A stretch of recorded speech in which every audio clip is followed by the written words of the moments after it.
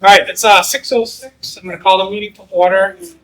Jeff Roberts is planning on coming, but he's going to be late. All the board members are present. First up on our agenda is the November 12th public meeting minutes. Make a motion to accept the November 12th, 2025 public meeting minutes. Second. Discussion, changes, edits? All those in favor of the motion, so by saying aye. Aye. Opposed? Motion accepted. And November 18th. I'll make a motion to accept the November 18th, 2025 public meeting minutes. Second. One quick clarification, I probably heard this wrong. The second page, line 61, staff health insurance is 95% single, 95% two-person, 85% of a family. 90% of a two-person. 95, 90, 85. Right. Line 61. It's 90% two-person. 95 single, 90. Yeah, and then 85. Any other edits? All right, with that edit, all those in favor of the motion, do so by saying aye. Aye. Opposed? Motion passes. The next regular board meeting is December 9th at Canterbury Elementary School. I believe we also have a December 2nd budget development meeting at Canterbury Elementary School. So I'm going to try to see how many weeks in a row we do.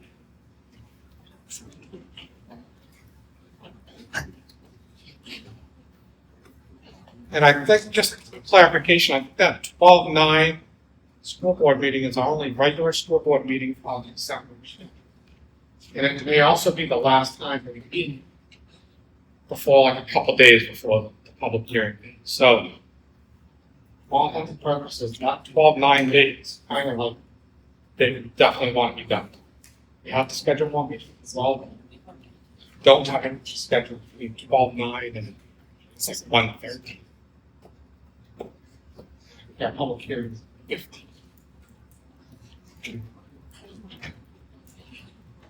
Yep. Myself. All right. Public communication and correspondence. Anyone wishing to speak? Public. We have another session after later this evening as well. New business auditor engagement. So in the packet, I presented the information I found out. I reached out to 3 auditing firms. As you probably remember, the auditing firm we have now is only going to do through next year's audit. And so I reached out to 3 firms. One firm, Plotzik & Sanderson, got back to me and offered a 3-year proposal. That was the information provided in the packet. I was pleasantly surprised at the cost. I know what I pay as a nonprofit for not a uniform guidance audit. It's about the same price as this. So How does this compare to what we were? It's about $3,000 more than what we were paying. Do you know how many man hours goes into an audit? Approximately. Mine or theirs? Yeah. I don't know, because there's a whole list of things that we get together, we send to them electronically. But Plotzik & Sanderson, said they will probably be on site 2 to 3 days and do everything a lot of it on site. They have a whole team. Yeah, they have a team that comes, yeah. But there'll still be other things that I'll need to send them and get to them.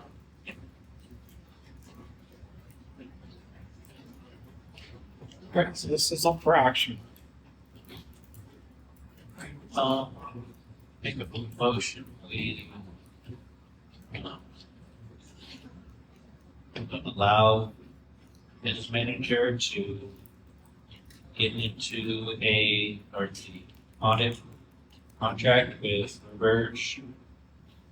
No, not, now, No, no, I don't say get it's the right. recommendation. Line. Oh, hey, there we go. All right, I'm gonna make a motion to authorize board chair to sign 3-year audit engagement letter with Logs, Dick, and Jameson. Second. That made it a lot easier. Thank you. Yeah. Motion seconded by Alice. Discussion? Those in favor of the motion, so by saying aye. Aye. Opposed? All right, motion passes. And indoor track coach, so we're doing business. So we have a request from Canon regarding adding a second indoor track coach. You can see what the numbers are. We have 40 athletes signed up for indoor track. And in order to do a second indoor track coach, we would not fill the Nordic position because we do not have any athletes signed up for the Nordic position in high school. For the Nordic team at the high school. We seem to do this every year, and I believe it was the Appendix B recommendation to suspend Nordic next year and add a second indoor track coach. Is that in mind? We didn't recommend adding because we weren't brought that to us. Okay. But that was something we wanted to discuss. That wasn't the request. But nothing was added, That was tabled. it was tabled. It wasn't adding any more money because it was the same. There was a couple mentioned suspending and doing additional. So we're looking for that again this year. Are the numbers in the winter the same as the numbers in the spring? Or is this, I don't know that well. I mean, it just seems like, is this a surprise that they're 40 or? No, that seems to be what we get every year. Growing. It keeps growing, yeah. And that numbers wise. Upward. I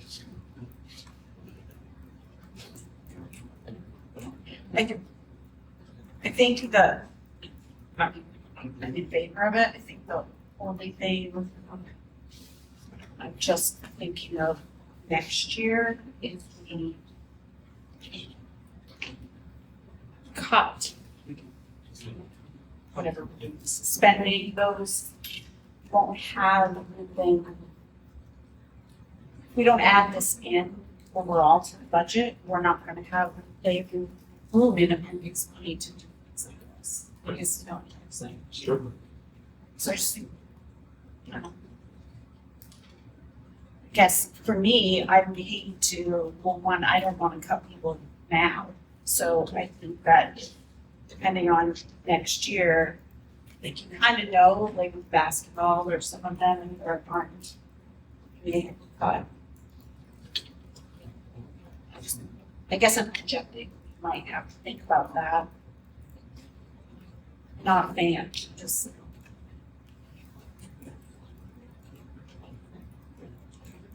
So this is, just so I'm clear, this is just for this year. This season is.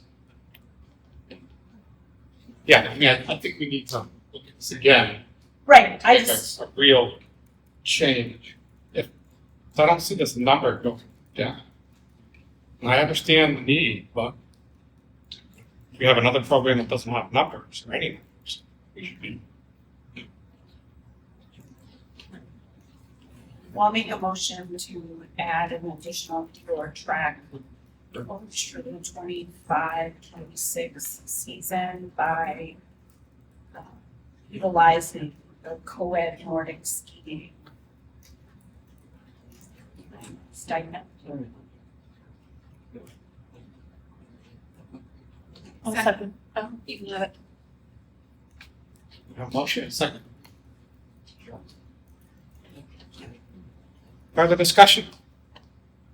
All those in favor of the motion, do so by saying aye. Aye. Opposed? Motion passes. All right, next up is budget development. So folks want to come up to the table? Join us. Join them.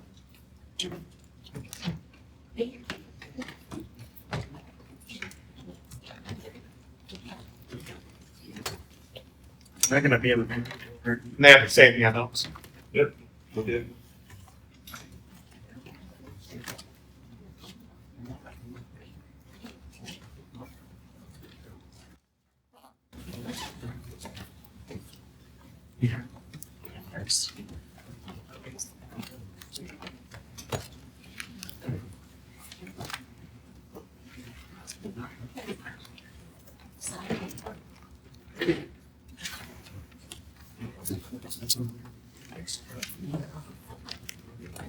So Candace brought some information this evening for everyone for the conversation. I'm going to just go over what is in the packet that I provided you tonight, and then Debbie is going to go over the first couple sheets, and then we'll get into some of the other information. But let me just go through what's in front of you. So we received our state adequacy amounts this year, and this goes into our revenues and allows us to give an estimate as to what the tax rate impact will be. So this first sheet, which is two-sided, will show you our state adequate education aid amounts for both Belmont and Canterbury. As I said, Debbie's going to go through this specifically to answer any questions you might have. Just to pinpoint, you can see that Belmont is seeing a reduction in state aid by $1.3 million, which is significant. And also Canterbury is looking at a little over $91,000 increase in their state aid. And we'll talk about what goes into those totals as Debbie goes through them.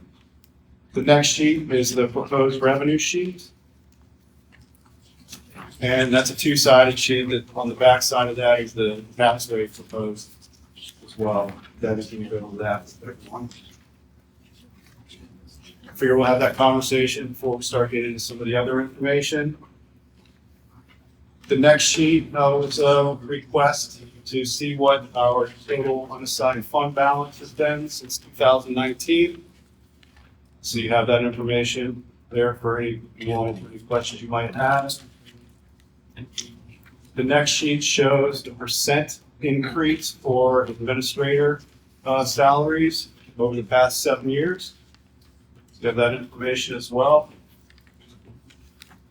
The yellow sheet is an updated budget cut sheet with things that the board had decided on last meeting, as well as some suggestions that you made, as well as some of the other side items.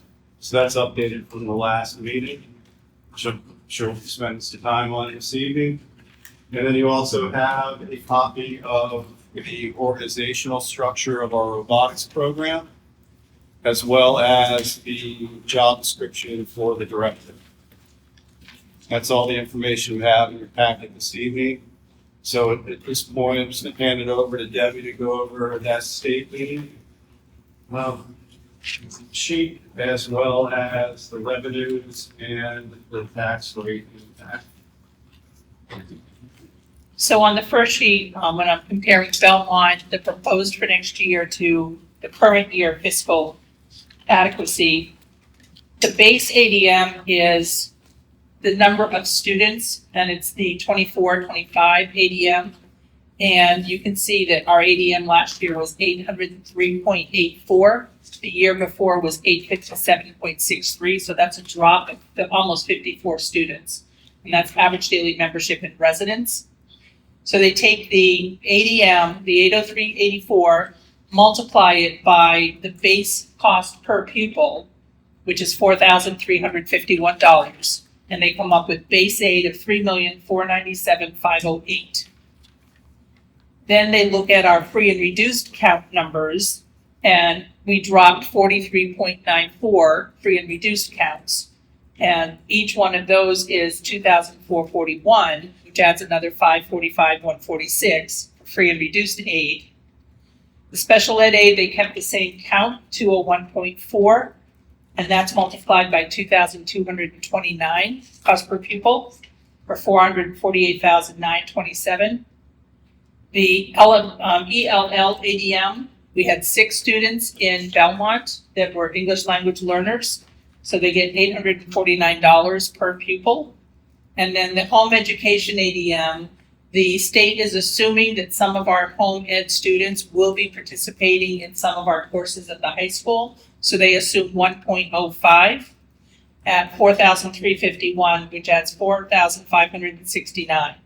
So when you add those aids together, the cost of an adequate education in Belmont is $4,501,244. SWEPT is a formula, that's the statewide property tax. That is calculated to be $1,619,499. The extraordinary needs grant, you'll see that we lost $782,000. It's an extraordinary needs. What that is that is the amount of your equalized valuation to your free and reduced pupils. And they come up with the formula and the base evaluation of the town. And this year, if the valuation exceeds $7.003 million, you don't qualify for the extraordinary needs grant. This year, Belmont's at $7,175,166. So they no longer qualify for the extraordinary needs grant. The fiscal capacity disparity aid, that was, again, a formula that we no longer qualify for, and we haven't for a few years. So if you take the cost of the adequate education of $4,501,000, subtract the SWEP of $1,619,000, the preliminary grant is $2,881,745. Now, the hold harmless has also gone away, and that was a percentage of what you had. They had a formula that said, we're going to protect you to a certain level, but it's going to decrease every year. So at the end of last year, we had 0 left in our hold harmless because we used up the $303,000. So we don't get that anymore. And the other thing with the adequacy aid at the $2,881,000, when you look on the revenue sheet, you're going to see that the number I put in is $2,737,657. The state is only guaranteeing that we will get 95% of the adequate education, and they will run new numbers next April to calculate our final payment. So we may, if our numbers go up again in free and reduced, we may get more of that money back. If the numbers go down, we won't get any less than 95% of that amount. So that's why erring on the side of caution and putting the 95% amount into the budget. So that's the Belmont. So if you flip the page, you'll see Canterbury. It's the same formulas all the way through, but Canterbury saw an increase of almost 18 students. So their aid, their base aid went up. The free and reduced, they only lost 4 students, so that went down a little bit. Special ed aid, there was no change, and the ELL ADM, there was no change. Because Canterbury doesn't have a high school, they don't get any of the home ed ADM. So Canterbury's cost of inadequate education is $1,252,642. The SWEPT grant is $589,644. So their preliminary adequate education grant is $662,998, which is $90,320 more than what they're getting this year. Again, going with the 95%, I put $591,848 into the estimated revenues. I have a question. Yes. So for the home education, so Canterbury has a few high school home ed students. So, But it goes against the high school. but there's only one listed, and I know of at least 3. It's only if they take classes at the high school. Okay. Oh, I thought you said that they anticipate. The state assumes so many credits, and that's where they come up with the 1.05. Okay. So, All right. Thank you. That 1.05 is based on credits, not number of students then? correct, right. Okay.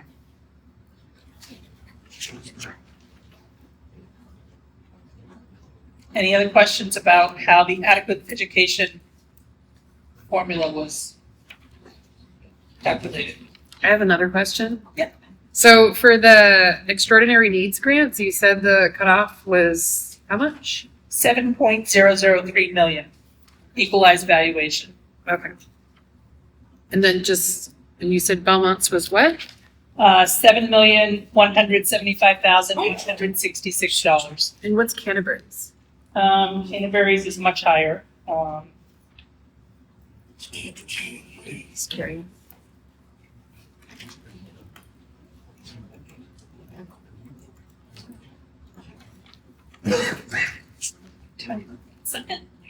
Canterbury has not qualified for years.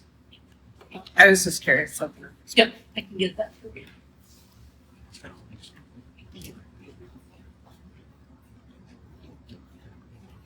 Is the special education based? Oh, I think she's, okay. I'm listening.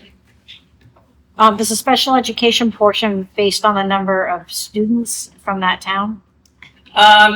It is based on, it's not necessarily an updated number, but it's a number that the state maintains. So,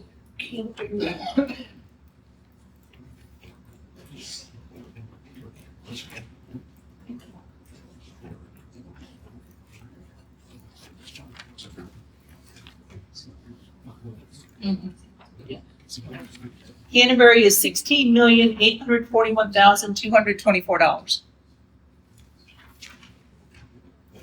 And how is this calculated?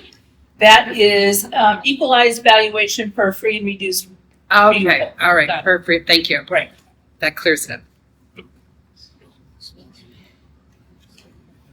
So that is the state aid numbers. So then I went to the proposed revenue. And right off the bat, I'm going to tell you everything below state property tax. If you could just ignore that, I was throwing that in there to do some calculations for myself. Because, that's what I do. So the total equalized valuation grant you'll see for the entire district is going down $1.446 million. The state property tax is going down $8,716. Special ed aid was going down $11,580. That's an estimate based on the number of students that we have this year that may exceed the state cap of cost per pupil for student state aid. Our VOC-Ed transportation, I'm expecting an increase because we have more students going to VOC-Ed. Other state sources, $2,175 is the rest of the phase-out grant. And Canterbury is getting that grant this year. No changes in revenue from the federal sources, carrying $700,000 as the unreserved fund balance. At this point, I don't know what that amount is going to be, but that's what I'm estimating. And that's only because we have that in retained fund balance. Earnings on investment, I am anticipating $55,000, which is a $5,000 decrease. Voted from fund balance is a $205,000 decrease, but that changes if we have warrant articles that get approved. So you can see the total non-assessment revenue is down $1,324,000. Total assessment is $23,321,946. And of that, Belmont is anticipating an increase of $2,510,466. And Canterbury would be an increase of $576,794. On the back side, I show the calculations. I run through the apportionment, and it's based on ADM and equalized valuation. Yeah, can I Oh, yep. just back up for a second? So so estimated for 26-27, just so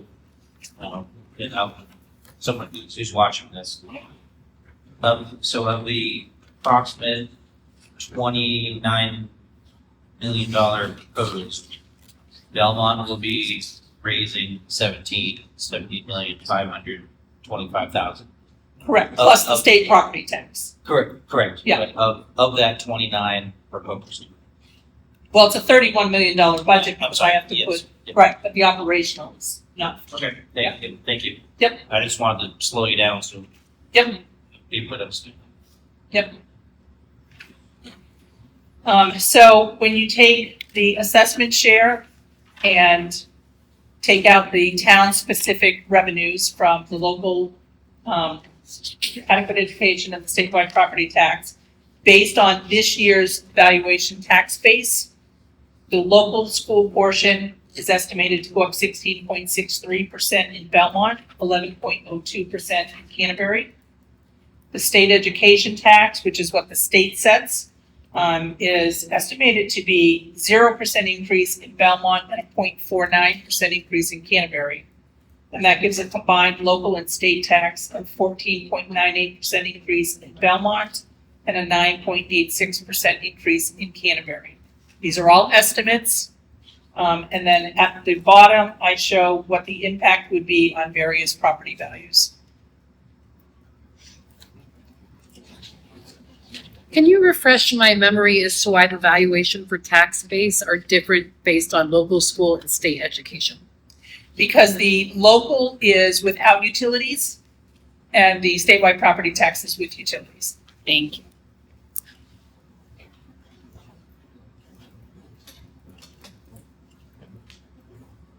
Or vice versa, I'm sorry. I was gonna say, is it- It's without okay. utility, yeah.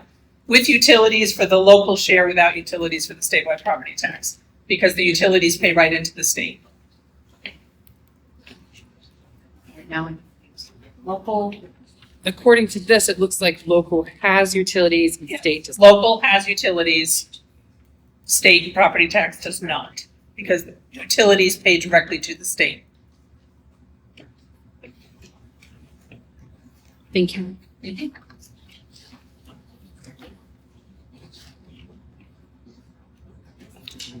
Any other questions?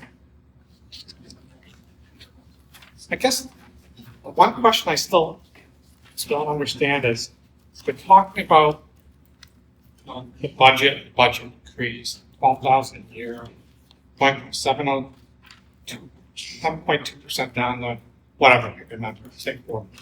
Yep. How is that impacting what I'm seeing for taxes? Like, So you have less revenue that is going to come into the district. By having less revenue, you have to raise that money from the taxes. I get that. And then it changes based on the valuations.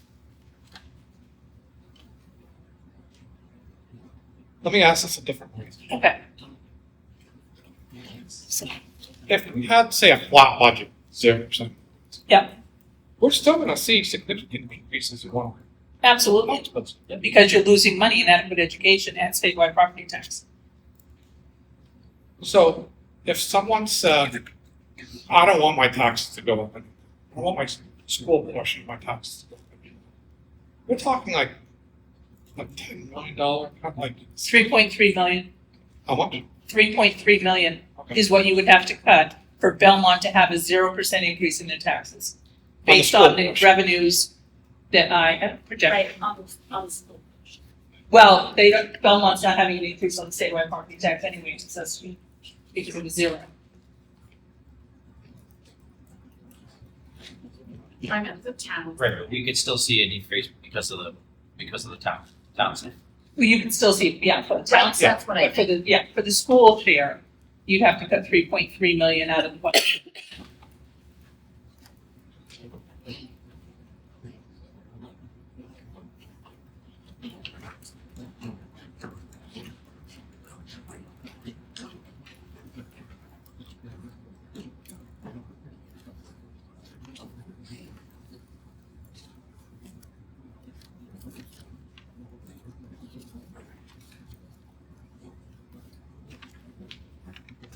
All right, I'm sorry, just to clarify, this is with the cuts? No, I've not done any cuts. This is the proposed budget Okay, that was on. Obviously, as we cut the budget, that will change. Okay. But this was just preliminary based on, because there's really been no final decisions. So, yes. So just to reiterate, this is based on the very first budget. correct, the $31 million budget that has the full health insurance impact and everything. Even the increases that were given to us like 2 meetings later. the 7.09. Yeah, 7.0.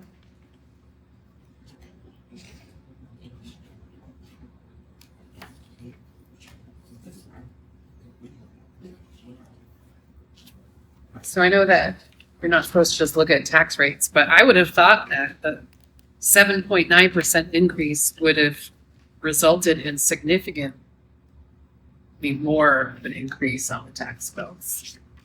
Based on, unless I'm reading this wrong. Well, this is just the school side, right? Right, that's the The school whole side, town yeah. portion of that too. Yeah, I have no idea what the town. But it's the local share in the statewide property tax. Of course, it will be adjusted because they'll have evaluations next year.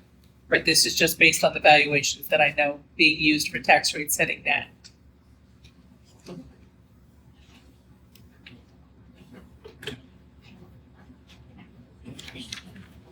So Canterbury has ours in the spring. I can't remember. Canterbury due to have theirs reevaluated here in the spring or not sure when, but it's 2026. Most likely it's supposed to go up to like 520 something million, right? How would that impact the budget here? So it doesn't impact the budget, but if I mean the tax rate. So if the valuation for the tax base in Canterbury, let's say it went up 2,500,000, is that what you think? And no, you know how it says 411 right now? It's supposed to say like 527. Okay, so if it says 527,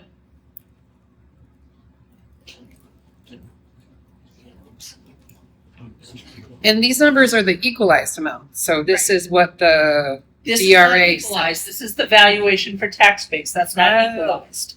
Okay. Because the equalized is more reflective. The equalized is what's used when we do the apportionment Okay. for the towns. So if Canterbury's tax base went up to $527 million, the estimated tax combined would drop 11.85%.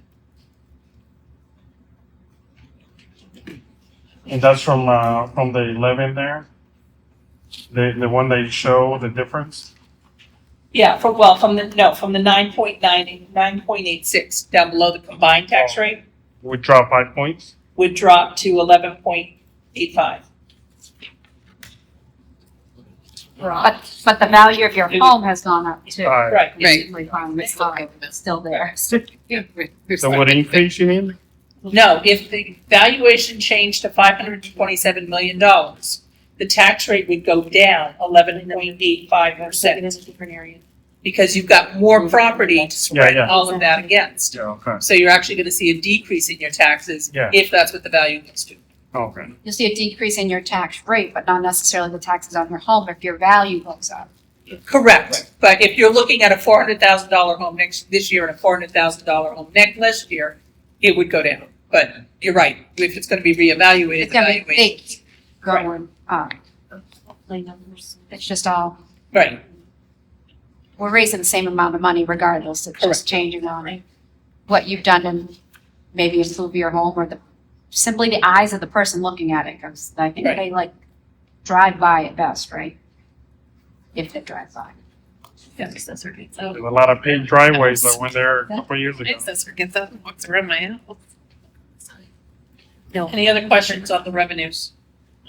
Just a observation. So this is my 4th budget season. And the one thing I've learned is it never turns out the way that we planned. Right.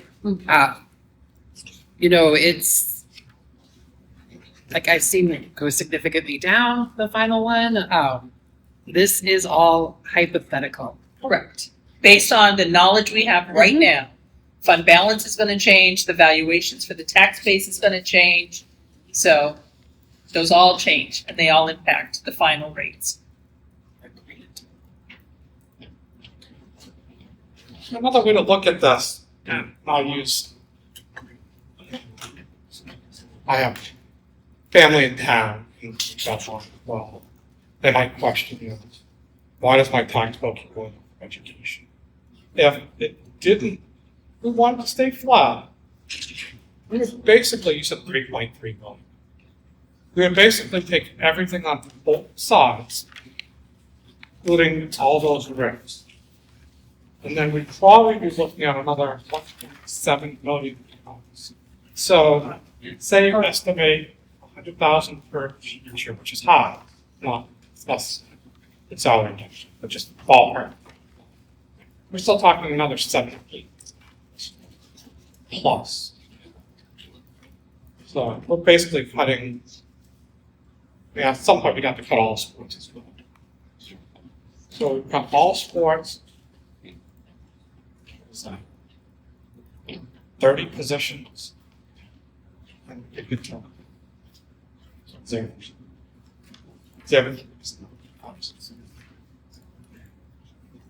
That's kind of like what the state's trying to do, right? Because every school district is facing lower enrollment. They have lower enrollment. So this is basically Nothing to kind of kill off public schools, I assume. That's how I would think.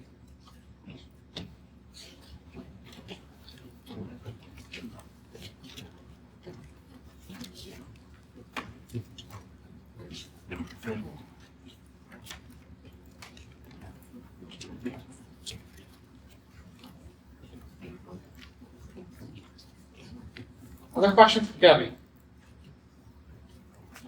All right.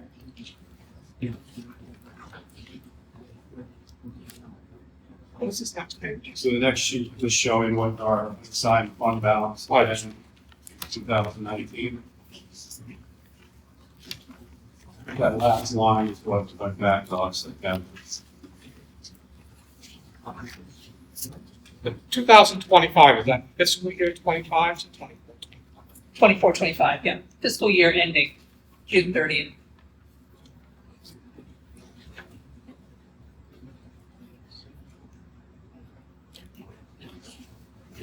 Any questions on that? What is continuing appropriation? So that was some things that we had open orders for, that we were allowed to carry over those appropriations. The work had been started but not completed.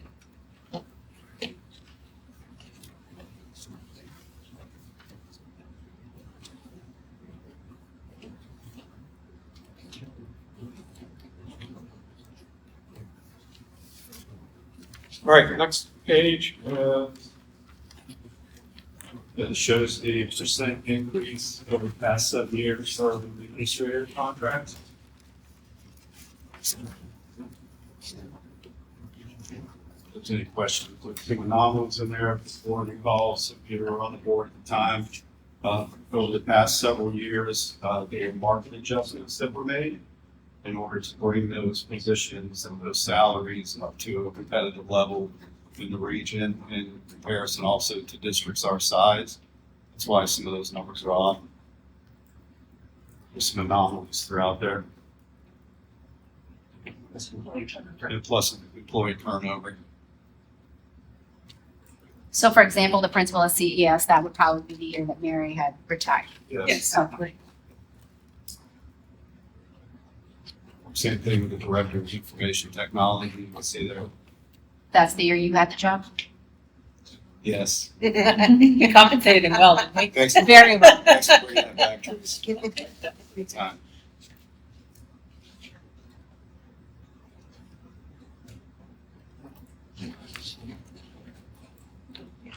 Questions on that?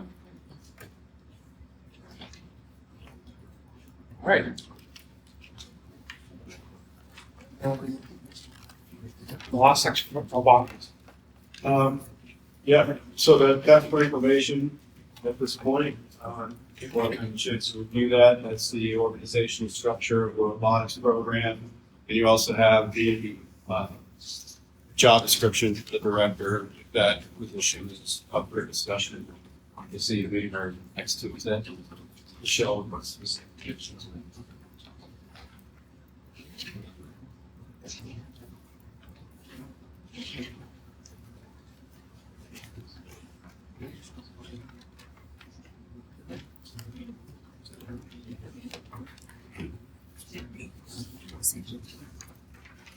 So if I'm reading this correctly, we're at the, right above the undecided from 1118. Everything previously is, the top part was what the board decided, then it was the proposed cuts from their board members. Yeah, so basically the way I've laid this sheet out is the top section was the board consensus on items that were on the list previous. So all of those, if you go all the way down to athletic uniforms, if you were to, the board already agreed to make those cuts, you're 4.9% for an increase. The next section is what the board, some board members had suggested. So bringing the specialists at the 1,325 amount for a raise compared to the 2% is a savings of $4,246. That gives you 4.89%. I believe Mark brought up the bring back a proposal for the support staff at 5% and the non-affiliated support staff back at 5%. You can see that would add back in another $88,000. That's why you see an increase in the percentage there. We looked into the combining the grounds and custodian position. Again, that would be filling a second shift position at the middle school. That actually is an increase because that grounds position is more in the budget than what the custodial position is in the budget. So that's a difference of the $31,189. You see that sort of offset by the grounds position RIF. That doesn't make sense to me. It just doesn't, like from two people. Well, from a math, it wasn't mathing for me, and it could just be my brain, but if the RIF was gonna save us 40, combining positions is gonna cost us an extra. So basically you're taking one of two grounds positions, moving it into a custodial grounds position. In the proposed budget, that vacant custodial position is a little over $40,000. So if you're taking a current employee and moving them into a position that is budgeted less than what that employee is making, that's the difference there, $31,000. But you're seeing a savings in the grounds position. If you cut the grounds position, contract the services, you're seeing that.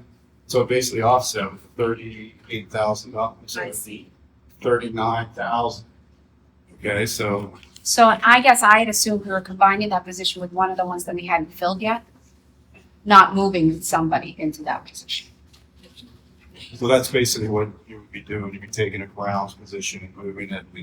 Basically, they become part-time grounds, part-time custodial. You're still talking about a current employee. I thought this grounds position was vacant. No, No. Okay. no, we have two positions. That's in why it grounds. wasn't mathing for me. So, it's all very confusing, but if we were to go down that road, we still have a vacant custodian position. What will the plan be for that one vacant position? We still have the contract. Still contract? Yeah. Contracted amount would be less. No, so if you think about it, if you were to combine these positions, you're taking a full-time custodial position and cutting it in half. Because that employee's doing half grounds, half custodial. So now you're reducing the amount of hours the building would be cleaned during second shift. And you're reducing the amount of hours grounds would be kept in half. So we'd still have to contract out both for landscaping as well as for cleaning. So there is no cost savings, and you're still contracting out those other services. Okay. Does that make sense to everybody? I understand what you're saying. That's what you asked, so. What if we didn't what if we didn't contract out additional grounds and additional custodian? Then we wouldn't be maintaining our grounds to the level that we would like, and we wouldn't be cleaning our buildings in the second shift to the rate that we are now.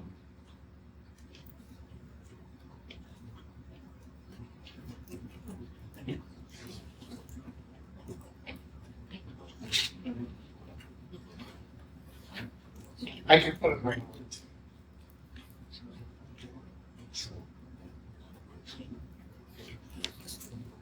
If we consider contracting the grounds, nothing to use all,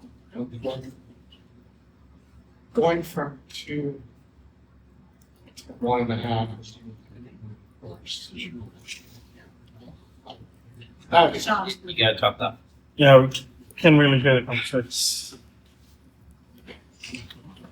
if we wanted to improve the ground situation, for the middle school and high school. We currently have 2 grounds people.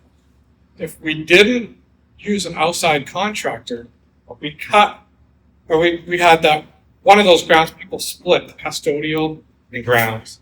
We're now down from 2 to 1.5 doing the work that we might have wanted to improve upon. That's never going to work. That makes sense. I can't speak to the custodial piece. I have no idea. I have no idea what they do, like hour by hour, but I'm wondering if we could do light cleans during the week, but a deep clean on Fridays or something like that, you know? No, it's a steady cleaning schedule every day. That second shift comes in and takes care of buildings, particularly when everyone's out of it. So they're going in and doing the deep cleans of all of the classrooms, the hallways, and so forth. Because during the day, our day shift is maintaining basically as the school is fully populated. Right. I can't remember the last time we looked at this, but at one point I thought we had like a report showing this is what we have for custodial. This is the industry standard for the amount of square feet per custodian. And I think even then we were under what the standard is in that industry. Because I think that's one question I would have is where do we compare from an industry standard for school custodians? And I'd like to say we're overstaffed there, but I don't think that's the case. No, I would say that we're adequately staffed, and that's based on the amount of work that our custodians do to keep our buildings look beautiful. Every morning when we walk into those buildings, they are just ready to rock and roll. They look great, and also during the day, our custodians do phenomenal work to keep things clean. It pays off in the long run. So can I ask a question about the support staff at 5%, the non-affiliated support staff at 5%? I thought that conversation revolved around insurance. Yes. And we don't want staff having to pay into the school district. I know I talked about this earlier. I reached out to Debbie earlier about like, how often does this happen in other school districts where people have to pay into the school district? I don't know how we get those numbers. I think that's information that would be helpful. But then there's a part of me that just says, no, I don't know how to make it sound great, so I'll just say it. Can't we just make it work? Like, if somebody is going to have to pay into the district this week because there's Thanksgiving Day holiday Thursday, Wednesday, Thursday, Friday, why don't we offer professional development opportunities, extra hours, and we put the onus on them if they don't want to pay into the school district? We have hours available so that doesn't happen. So it's a twofold issue. If you want to say, okay, Sean, you're going to pay into health insurance, so I'm going to let you go over your 184-day contract, and I'm going to let you work 186 days. How is that fair to Mark? And I don't have you budgeted for 186 days. So do I go person by person and say, oh, Sean takes a 2-person plan, so I have to give him 10 extra days in his contract so he doesn't owe us money. But Mark doesn't need any extra days. And Caitlin, she's got a family plan. I better give her a year-round contract. What is she going to do year-round? So that's the problem. And I was looking at different rates. And depending on where people are and what plan they're on, you may have to give step plus 10 to 15% so they don't have to pay. On that note, the 5% still doesn't touch a support staff that has a family plan, which is still going to be every once in a while paying it. And that happens now. Yeah. So the proposal for the contribution by 1% at least knocks that down to 6 people compared to 16 people. Increase in wages, even at the 5%, you're not touching that issue. So this situation has to exist Oh, yeah, I reached out. Other districts. Yeah, I reached out, I haven't heard back from anybody yet. But it has. So, I personally, I can't support adding even a percentage, 1% increase in what we're providing for health insurance, because that is counter to what every school district's going through. Just- Not just for so maybe on the other side, maybe not, just a different point of view. It's been a decade. Jackson was in second grade when I left working for the school district, and I've been here for about a decade. There were lots of, and they were mostly women, that worked here knowing that they were working for their family's health insurance. Mhm. Sadly, sometimes when we didn't have Thanksgiving's not as bad as the week Christmas and New Year's. If those both fall in the same pay period, you knew that was going to stink. Unfortunately, it's when you're spending more money too. But they know that going in when they're hired. They might not know the amount, but I'm assuming when they're taking these jobs at the hourly rate, and until, if ever, we're able to get that hourly wage up higher, which is not what we're doing here, that they're able to provide their family with a good health insurance plan, and that's what they're contributing to their home, mostly. That's why we don't see the young kids trying to make their way in the world starting in this position, because you don't have a living wage afterwards. Sadly. And I believe at that time, it was fully paid health insurance for support staff. I have a It name in was- my mind that I know paid in. But years before It could have that, been before. It was fully paid for I quite never a while. accessed the insurance because I didn't need it. But at that time, because when I first started, we were able to take our pay the way the teachers were over 26. Right. So then when it changed, that became the first shock for people, right? But they knew. It just, the biggest, truthfully, the biggest one is when you're getting that check that for that pay period for the Christmas, New Year's part, Sean, because of that could mean you basically have only worked like 1 or 2 days in a pay period. The other vacation weeks are hard, but So that $70,000 increase, $18,000 increase from going to 5%. That dollar increase is based on going from another percentage, right? 2 to 5.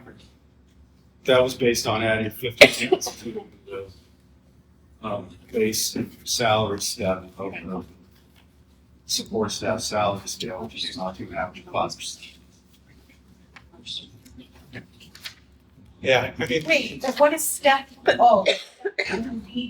down here is minus? Yeah, because then you're going from the original proposed 5% down to step only.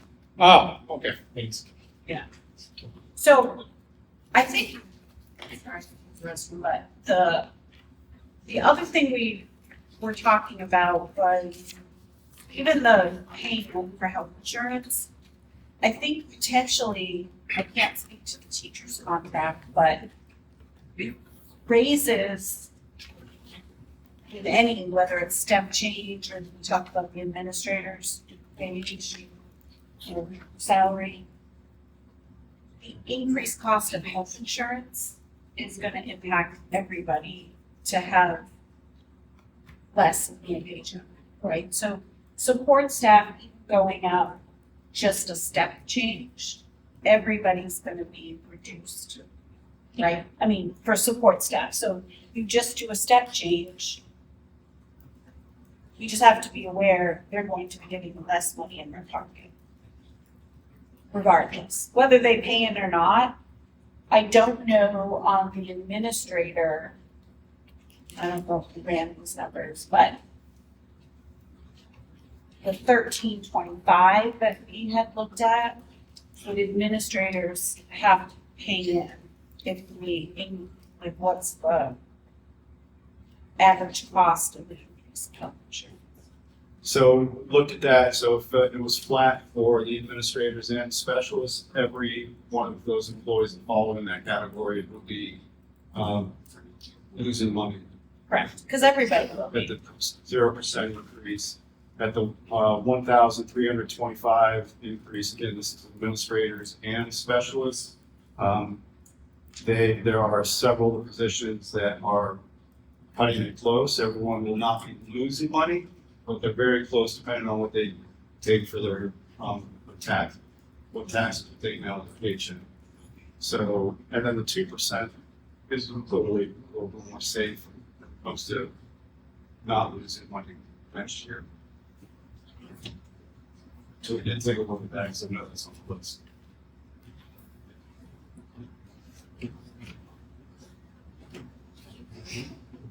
So, is it okay to be moving forward here? So on the board member suggestions, I left off the combined grounds and custodian position.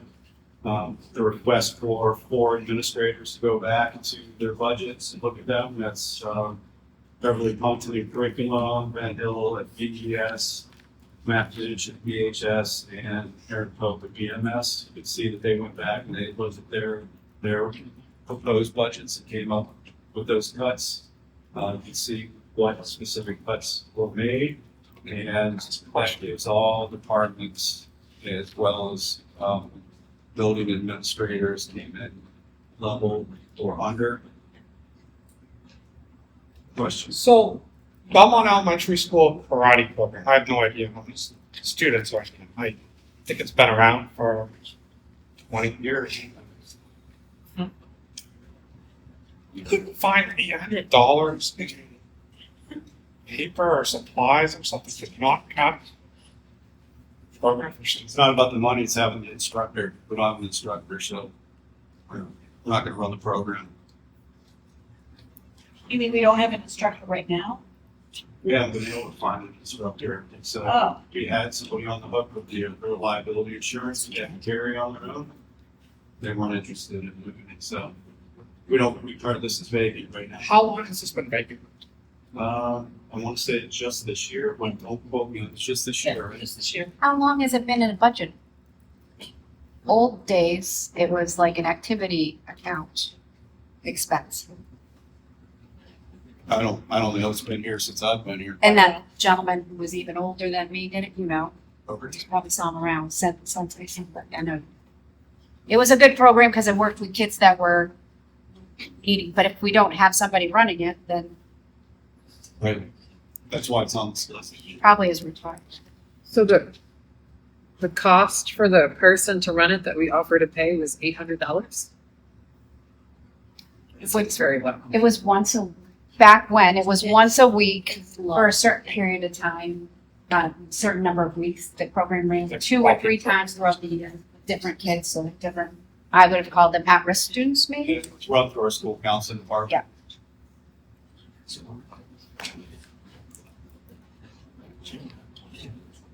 Wow. So again, the administrators went back to their budgets and brought it in either flat or lower. This year's budget.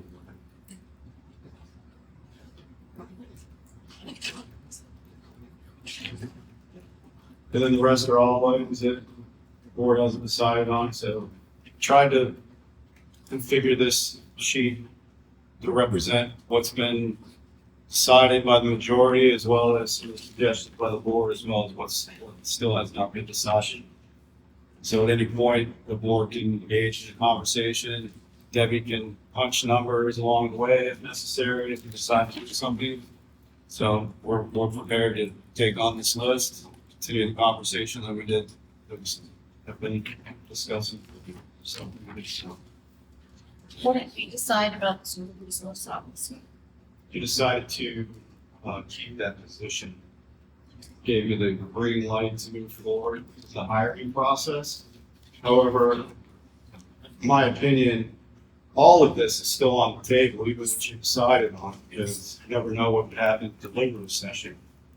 So, just so you know, my understanding was we had said before we do the process, because you hadn't even met the candidate yet.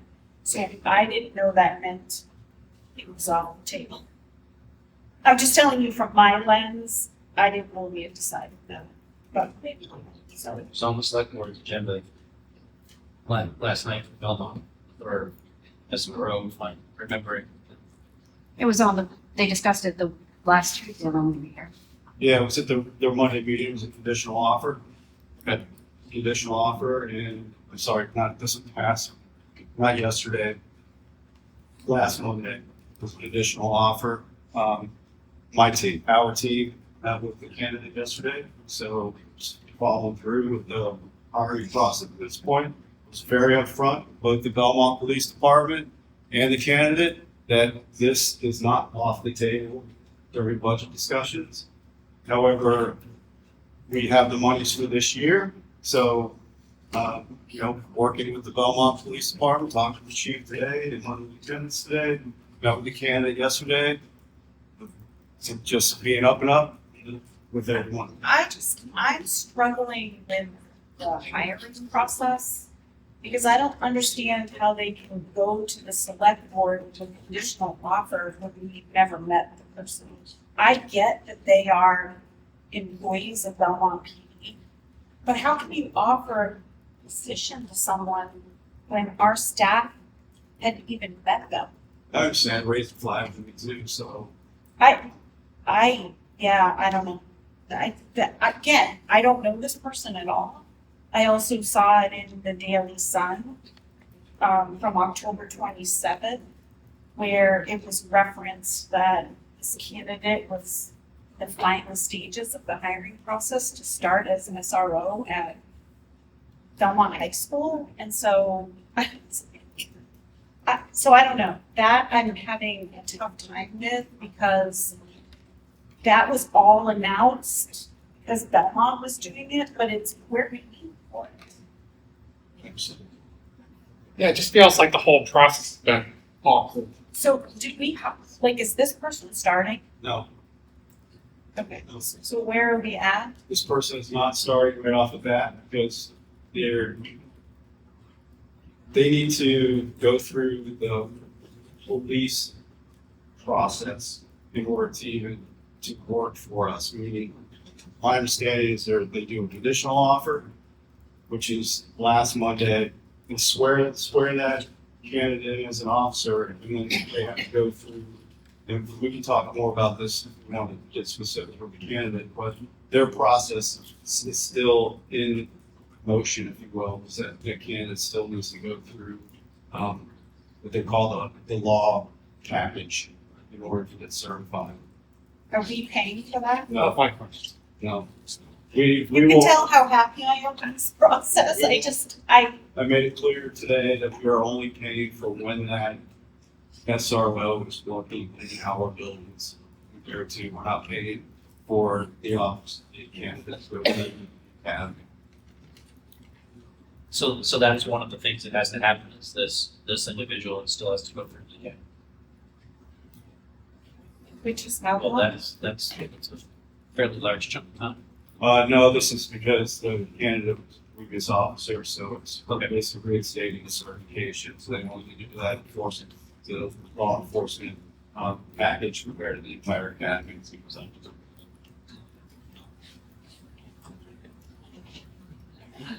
So yeah, I was very I upfront. know, that's all I wanted. It just, it's still on the table, particularly if you start talking about riffing teachers or any of our current employees. I'm going to recommend, and I let the chief know this, that I would recommend those monies go to our current employees if the board's discussing that. But it's not even a question of what we're doing.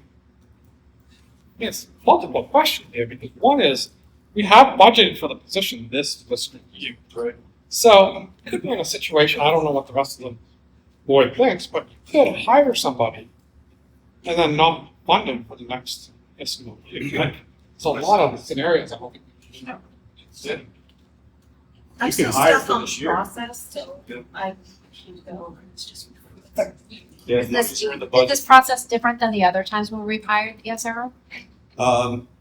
Yes, in the sense that it made it to the board of selectmen before we even met the candidate.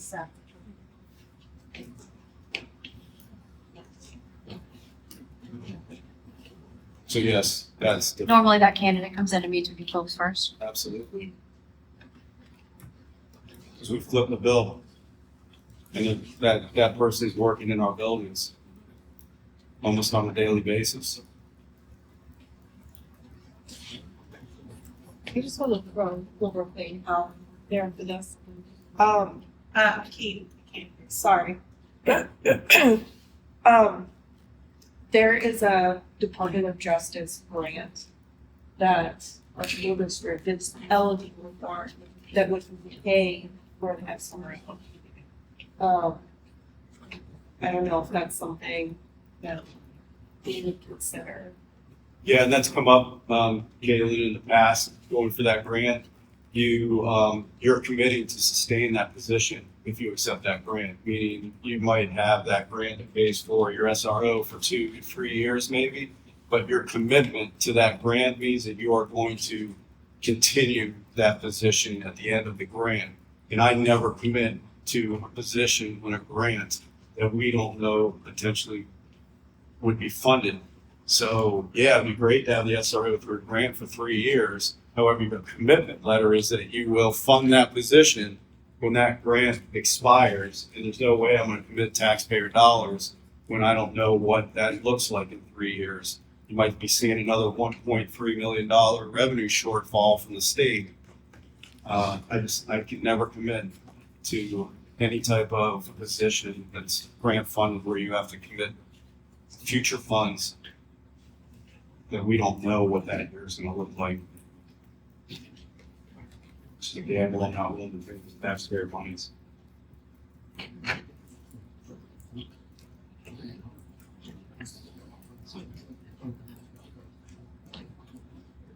So everything else on the list is you've seen multiple times. Such big here. Based on the cuts that we've made and what we're looking at, it doesn't make sense to fund the SRO at this point. I don't know what everybody else's opinion is, but I have to agree with what Mike was saying, that if we're gonna make some decisions or cuts, making the most appropriate ones, that would seem like one.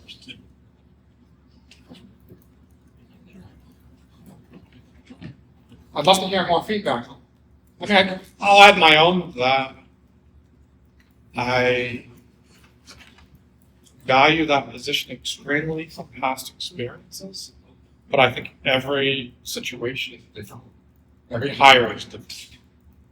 And if I had to talk about riffing specific teachers, math or science versus the SRO, I'd have to say the SRO as well. I love that position. I've been in a great position in this district for a number of years.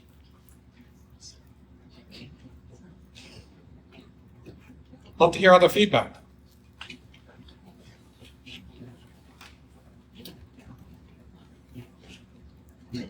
We should probably this budget receipt.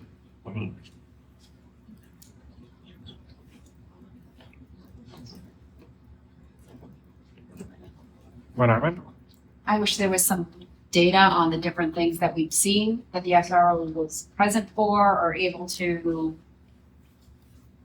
mitigate, so that we knew the more of the, not just, I mean, there's a great value in having a police officer always visible on different days, not the same schedule, but I would just kind of like that, love that quantified a little bit, which we probably don't have.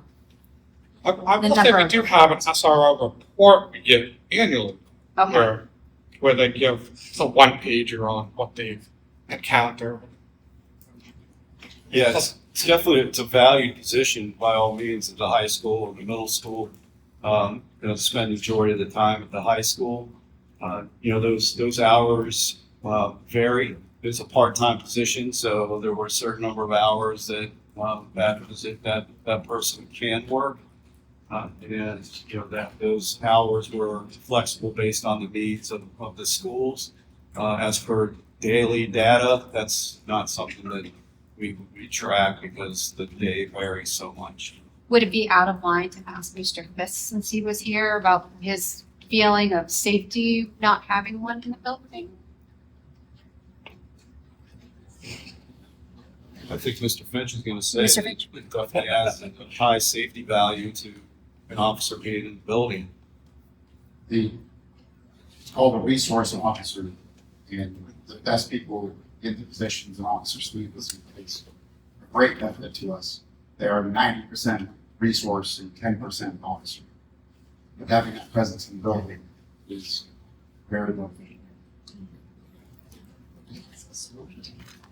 It's highly valuable by all means. But as I said earlier, if they're talking about cutting our current employees, in particular teaching positions, I'd recommend offsetting any of those cuts with the SRO, because we also have a great relationship with the Belmont Police Department that are Yeah. present in our buildings, not as often as the SRO would be, because it's designated to person this year specifically. But, we will always say that that is a high value position because of the relationships that a SRO makes with our families and our students. I mean, I would say like firsthand, obviously I don't remember what the report said in the past couple of years, but firsthand, it wasn't that long ago that I was dropping my own kid off at high school. And that was the first person they saw when they entered the grounds. Once they entered the building, he was there with a fist pumping everybody that walked in. And, that person was a go-to person for kids. I don't know what the new hires would be like. I don't know what the relationship would be like. I think it's easier if the position is technically vacant at the moment to not fund it, but yeah, So I guess, yeah, it's easier to not fund it at the moment. I guess my one worry, and clearly my kids aren't in there, I don't have nephews in the middle school, but I guess I go back to my youngest son's senior year. We had gotten he probably texted us at the time that there had been an alleged event, and having been in the district, I knew the players, if you would. But the SRO, having been in contact with these students on a regular basis, was very easily for him to contact the, I want to say this the right way, the adults in those students' lives to make sure that the alleged threat was indeed not a threat. And Belmont PD could have done it, might have taken longer, could have been handled different, but I do feel like that person's presence made it different in that. And when I called, the staff in the office gave me the speech that they were probably told that they were supposed to give. And I'm like, okay, that's great, but I know the kid you're talking about. That doesn't make me feel any better. Let me talk to the resource officer. And it was him that was able to make me feel better about, because teenagers, any of them are going to say, hey, it's not safe to go today. Let's stay home with the video games. But I talked to that gentleman and knew that school building was safe that day. As I said, it's a highly valued position because of the relationships in Yeah. that position. And that's and I'm all for saving money. That's where I have the hard time right there, is the kids' safety. Well, so for me, I hear what you're saying. The addition of the SRO wasn't because we had a safety concern. No. So I just want to be clear, when we added the position, it was because we wanted to develop the positive. Oh, 100%. For prevention. I just want to make sure. Well, it's good for people hearing, but it's been there long before my kids. We've had SROs for a long, long time around here. Well, And they were funded by the town first. we went through a period of a number of years without an SRO. Right. Yeah.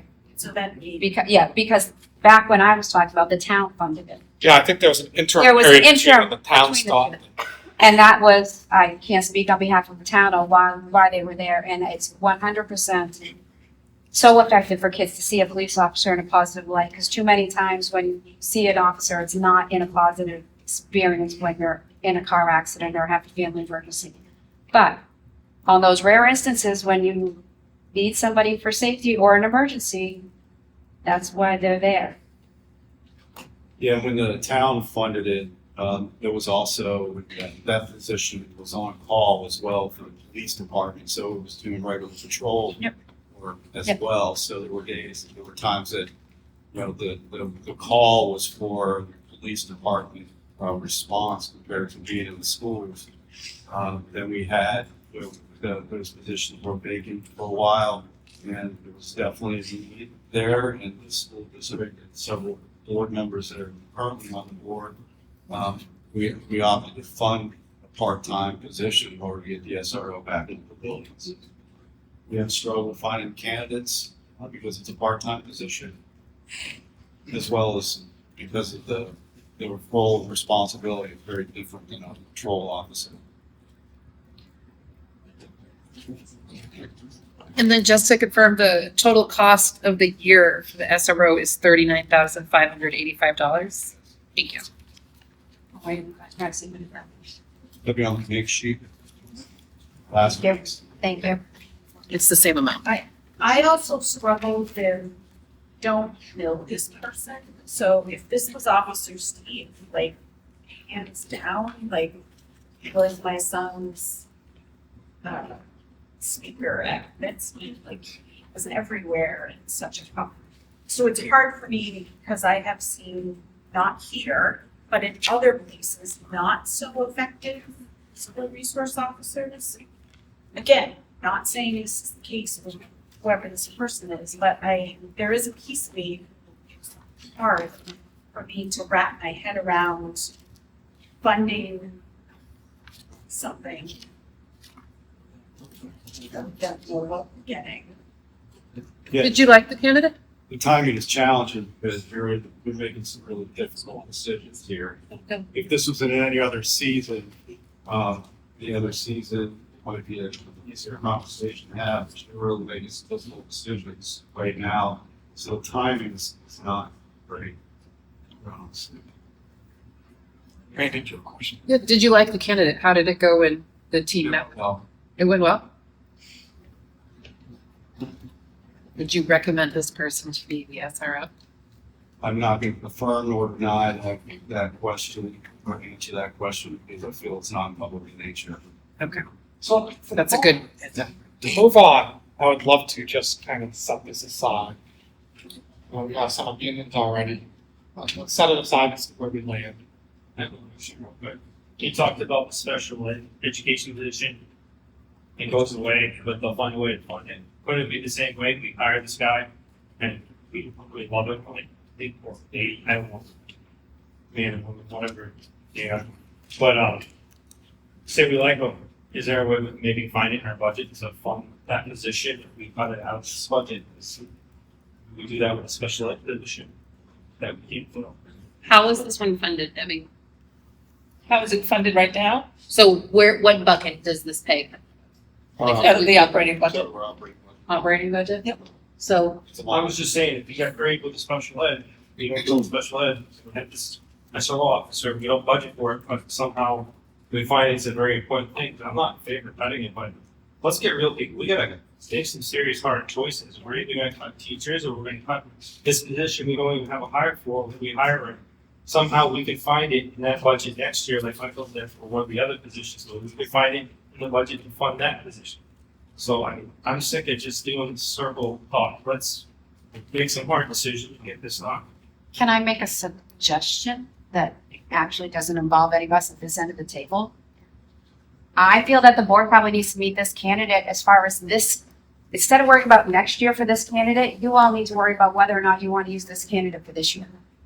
Truthfully. Well, that- And that's whether the or not- two-part- What's that? That's the two-part question or two-part decision that we have is, are we gonna fund the position for next fiscal year? And then do we hire for the remainder of this year? But But the it's, feedback I'm hearing from a lot of you is that the decision would be easier to make if you knew her.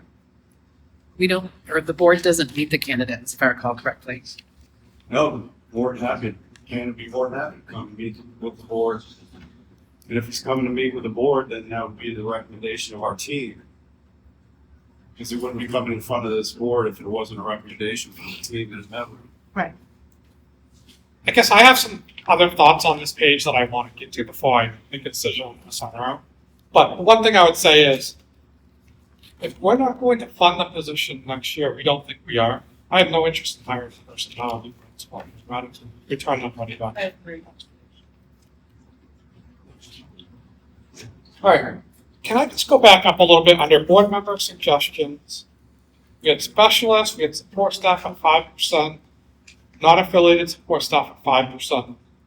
I personally would propose that we go back to what we had originally, which was the 2% number. We know it's going to impact people as far as health insurance and just go, but again, I don't think we can provide 5% to anybody. So I propose we go back to the 2% support staff, deaf only, non-affiliated support staff at 2%, that whole section there under undecided. We go back to that, not way above 5%. So under the undecided support staff, staff only, and non-affiliated support staff at 2%. Yes. Okay, is what you're suggesting. Why wouldn't you do everybody at all support staff at 2%? Well, I guess I'm saying that whole section. Yeah, it's like what the administrators said, the 25, especially said. The whole That whole undecided. section, the undecided section. I would say we go with that rather than what's up higher. Oh, yeah. Yeah, I guess what I'm saying, so I agree, but my concern is non-affiliated support staff get a higher increase. No, the step is 2%. Step is 2% support staff. And if you're agreeing to that whole section, you're agreeing to adjusting the health contribution by 1%. No, I'm, Wait, That- I'm not Oh, agreeing I with thought this. you said the whole section. it's. All right, sorry. But he didn't. Not the support staff, just Read between the lines on that one. He didn't Sorry. do that. The support way staff it's adjusting written. health contribution by 1%. I don't want to do that. I think you brought up the best point about that will cost the district when you go to negotiations again, that's a bad precedent to get into. I don't know if others have opinions. Oh, I like that, so like you were in, look at that 1% thing. You know, I still think it's not out of disrespect to the administrators and specialists in any way, shape, or form. But the highest paid individuals in the district have the ability to absorb more pain than the lowest paid individuals within the district. Okay, so what do you say? I'm still flat for administrators and specialists. Can we agree that for the moment, we're not going to 5% in all of this? Oh, sure. Okay. Because I don't necessarily agree with what you're saying, I'm just trying to list. So we would be support staff, staff will be non-affiliated support staff at 2%. Yep. Specialists at 2%. Oh, and specialists at, well, What do you think about specialists at 2%? Not saying wrong. so I am in favor of it because a lot of the specialists are on the critical shortage list. So it's incredibly difficult to find them. So just so you know, my reasoning is not about paying employees or all of that. It's about your speech language pathologists, your sleep psychologists, so a lot of them are, if not all of them are on the critical shortage list. So I want to retain that. I don't want to be contracting out for those positions because it will cost us more.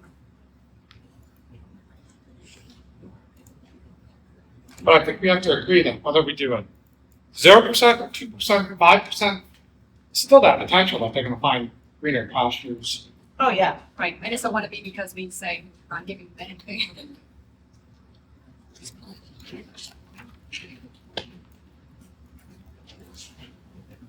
So where do we land? So, well, I don't know, Alice, Kate, where are you at in the support staff, step in, or non-affiliated support staff at 2%? Yes, I'm putting you on the spot, but. That's what was proposed originally, was the 2%. Kate, that's Okay. what was proposed originally, was the 2%. 5% was originally proposed. And then we came back with 2%, right? At one point, it came back to 2%. It did, the last, That's why we removed it. it was step only.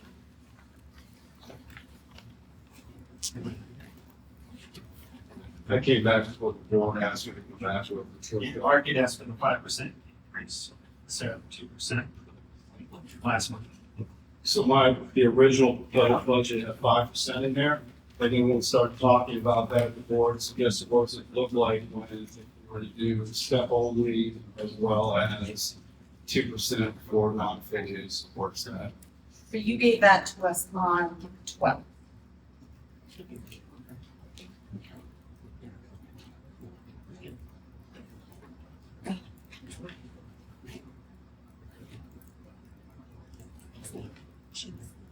And if not, I'm just curious where you're at. Like, I'm trying to, because I'm not, I know I'm cheating. I'm just trying to see where we're at movement wise. I hate this. Yeah, well, I hate this.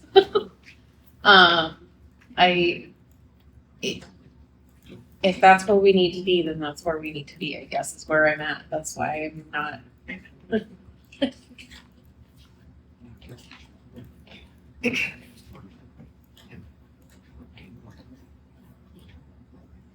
But I do hate this.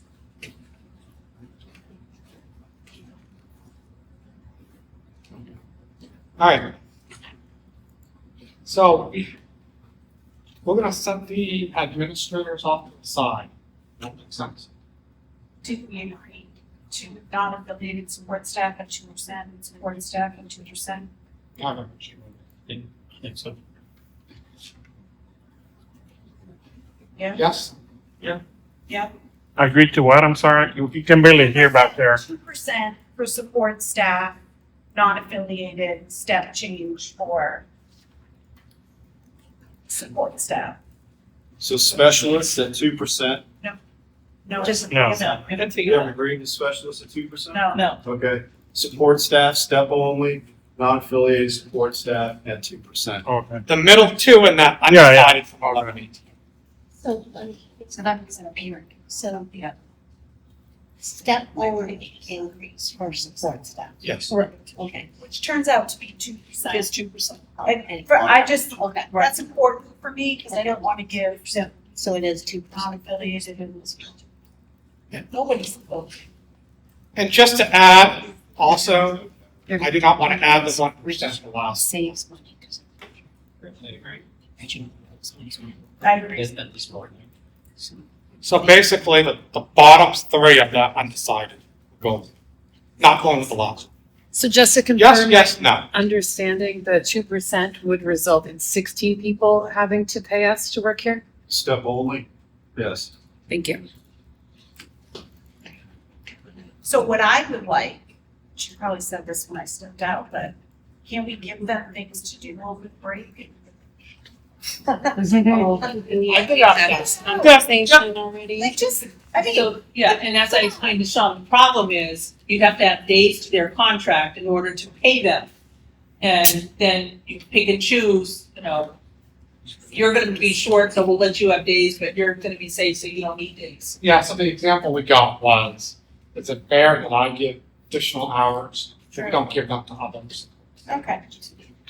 I get that. I asked the question a couple of weeks ago, I think, is it legal, ethical? Like, is there another way rather than saying, Sean, write me back a check, saying, hey, going forward, you still owe $100, so the next time the first 100 Do stays. that. Is there a way to do that so that they physically aren't? Because it does pain me that they're writing a check back. So Like, is we there a way to do We that? do give them the option to reduce future pays. Okay, So they're, I mean, but they're still getting without. totally get that. Right. But I think that in that, The different- when you're talking about when you're getting your paycheck in the first couple of days of January, Or It's you not a should full be. paycheck. right, or it's no paycheck and you're supposed to write a check back, I think most people, I didn't know that they were offered that. Yeah, That makes me feel better that they can let that ride for another 2 weeks and know they're gonna get to work that off. I mean, So that is, and it's an option we provide, okay, but as long as they As long as don't it's an quit, option. we're fine. Right. I think that's, Because then when they quit and we don't have enough money to take, we're out. right, Trying to collect is not hard, not easy. right. I like it, that makes that easier to deal with for me.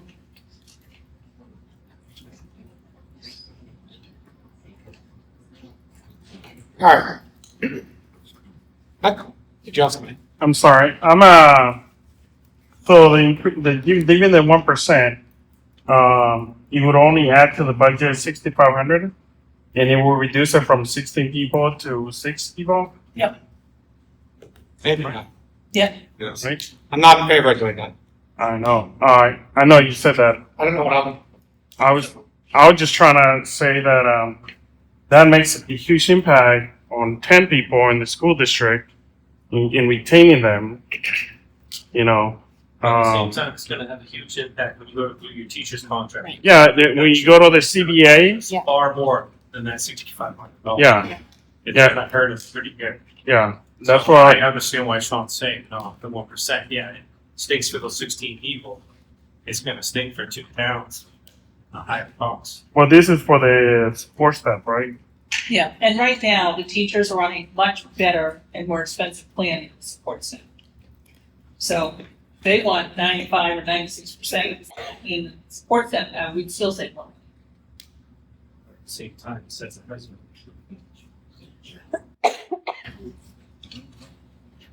I was just saying, yeah, this is support staff. It's not part of the CBA, right? Correct. I mean, the negotiations next year or whenever it happens, whoever goes there is gonna have to come with a plan and be able to love goodies and take some away. Okay, but this. Do you understand a negotiation is going to be, we're going to take some away and we're going to give something back? Yes, yeah. Yeah. I mean, like, I don't want to go in knowing that we gave a particular group additional coverage, Yeah, but additional percentage. this is the support staff. This is not CBA.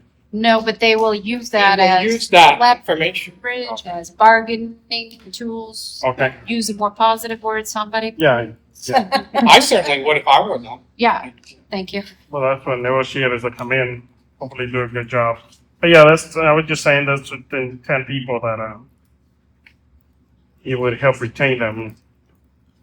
I'm happy to Compared find to, another the way. other positions that have a bigger impact later in the line.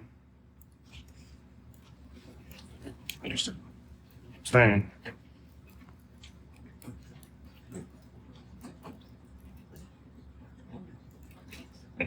So, we okay moving on to the topic? I think we should keep going down. So can I just go up a little? The combined grounds and custodian position, can somebody just tell me, just kept things the way they are, what's the better financial option for us? To keep things the way they are, to go to 1.5 and have this contract service? I'm all confused by the different options. So now I'm just wondering, what if we just kept things the way they are? Are they going to be any different? Does that question make sense? If you basically keep our current employee numbers or current staffing numbers, it doesn't change what's in the proposed operating budget. If you're looking to save money or cut money out of the proposed operating budget, that's by eliminating the grounds position and contracted services. So let me phrase this a different way. If we don't combine grounds and custodian position, the fourth one down under board member suggestions. If we don't do that, we would save $31,000. Because it looks like here we're saying we're adding that to the budget. What you basically would be at your same level that's in the proposed operating budget, which is a position that's in there for $40,000. So if you move a grounds position there into that position, that vacant position, it's a $31,000 increase compared to that vacant position that's in there, $40,000. So there's no savings there. What you're seeing there is $31,000 But we're seeing the savings because that grounds position is then moved out of grounds into the custodial position. So that's why you sort of see that offset between the RIF grounds and combining the grounds and the custodian. I wanted to be creative and look at other ideas. My gut's telling me being creative and looking at other ideas didn't really. I don't know. I'm seeing it differently.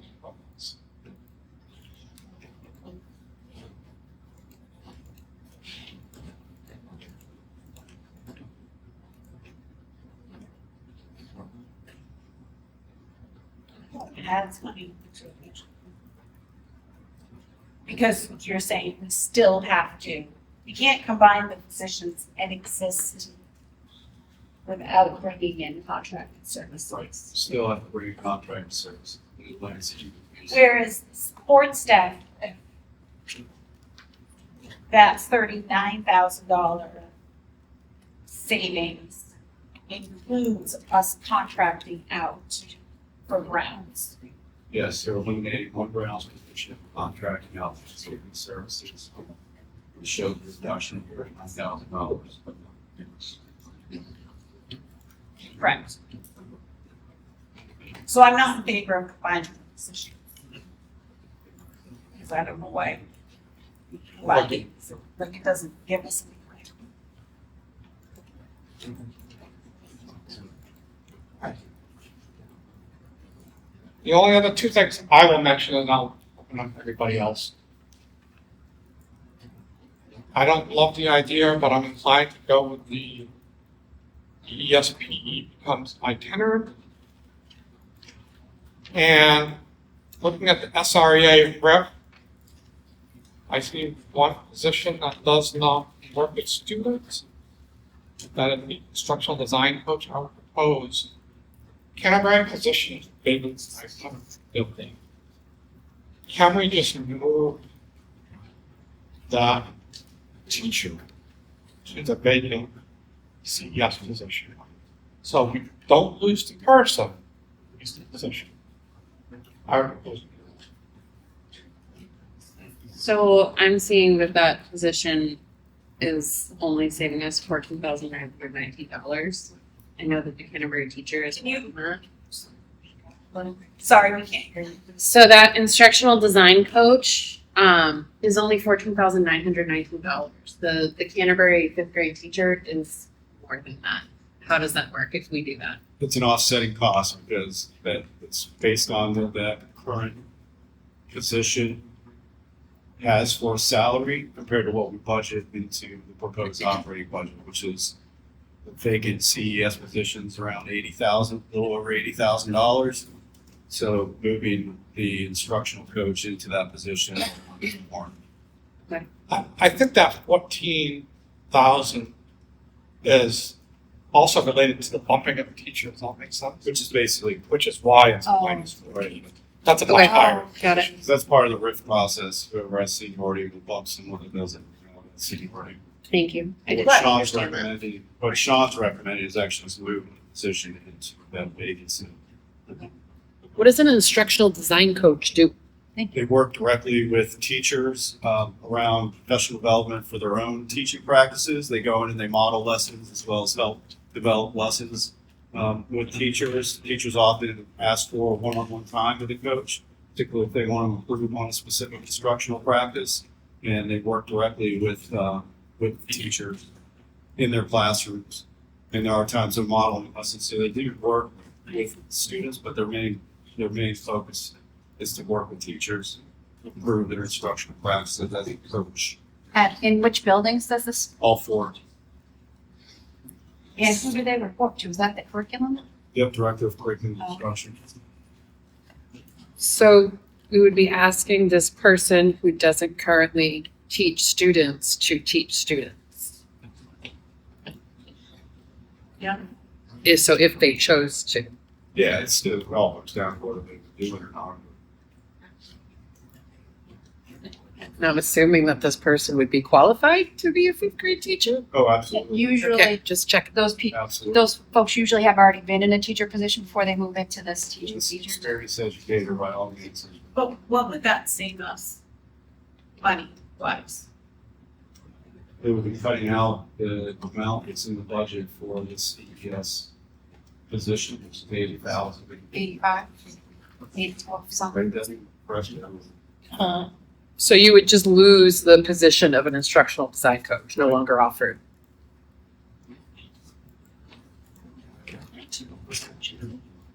How long have we had that position?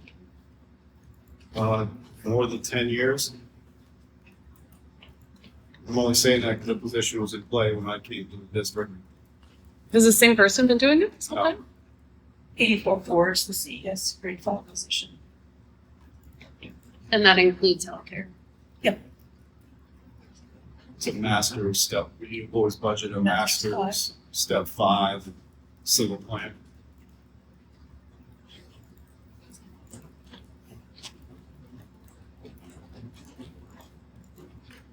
So the potential recommendations that are on the SREA RIF, with some of the options of reduction, it looks like there's a reduction at the high school in one in each department, math, science, English, and social studies. When I went through, and I think it was one of the first nights, going through the schedule of eliminating 2 out of each department while still being able to offer the classes, there's no doubt in my mind that we would not be able to continue offering the appropriate classes in each department if we did a reduction of force of 1 in each department at the high school, and then we can discuss the labs at the middle school. So this could be a very short conversation. If nobody is in agreement of it, it could be a lengthy conversation. But it doesn't seem appropriate with many of the class numbers that we were giving to not consider. And I'll leave it up to the board for majority rules on that.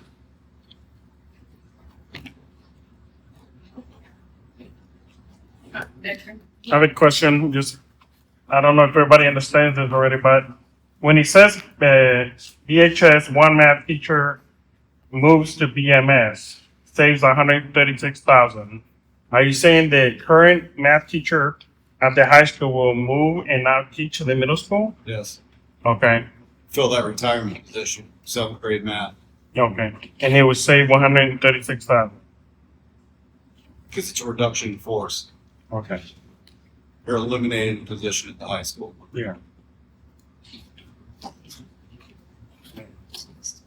It's pretty substantial.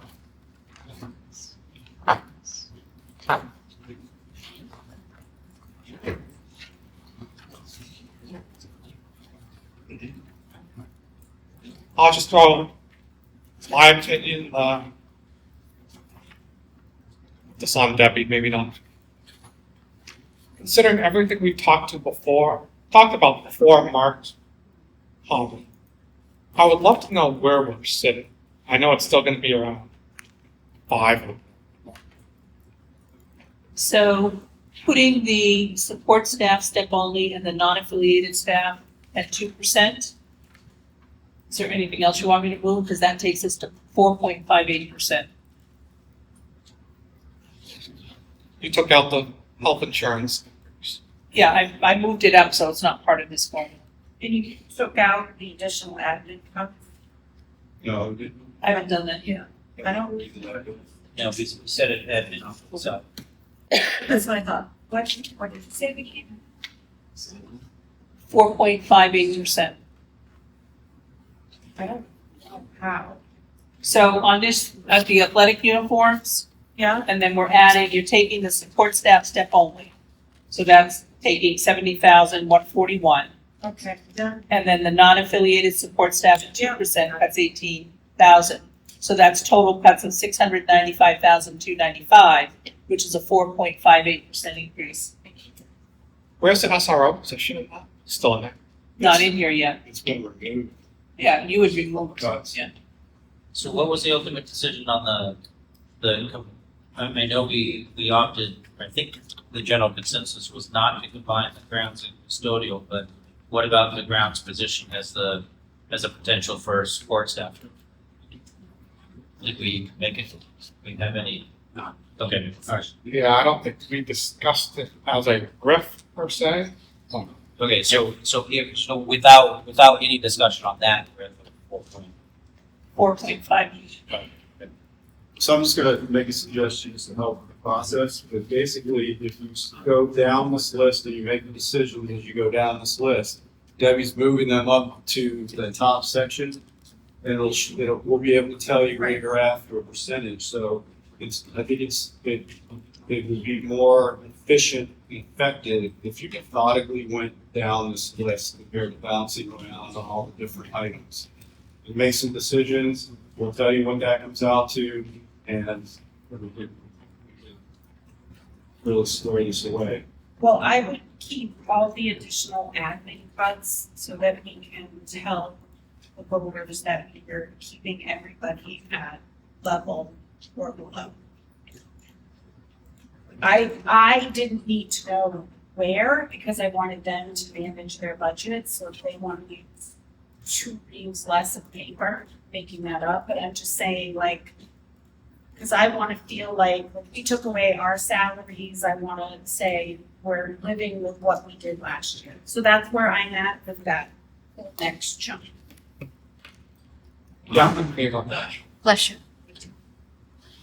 Takes you to 4.45. Look at that. So if we want to take Michael's suggestion of going down, are we missing something as we've gone down? Did we miss something? You haven't, if you're under board member suggestions, you haven't discussed the specialist at 13.25. You jump down to the other side of the specialist at 2%. You put administrators to the side.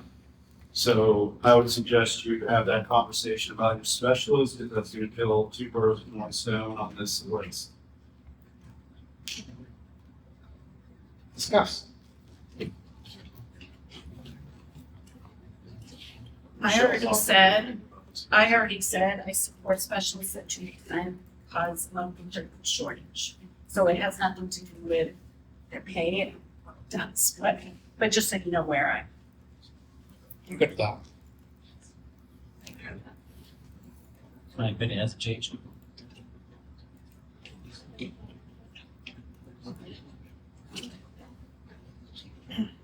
Address the specialist at 2%.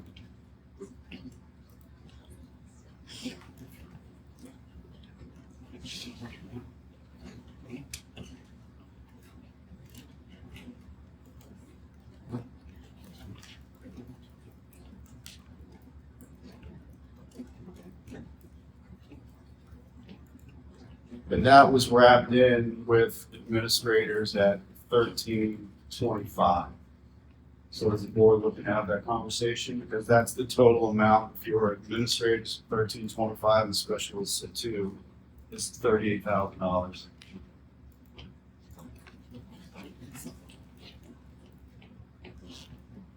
I'm okay with that. I know Mark has proposed even plus 2.5.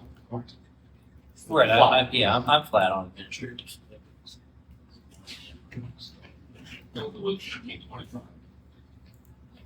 I'm good with 13. So you can move that up. I do want to point out when we discuss administrators, it's really important to understand the PM amount. Because our administrators, majority of them work 260 days compared to other employees that have high salaries, including our specialists. So just for future discussions, when we talk about administrator salaries, we actually have administrators that make less per diem than some of our other staff, even though they have a higher salary. Always keep that in mind when we talk about administrative salaries.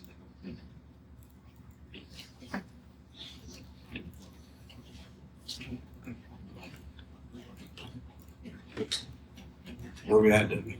4.31%. Where are we on the list? So at this point in the list, you're down to the support staff with the grounds position.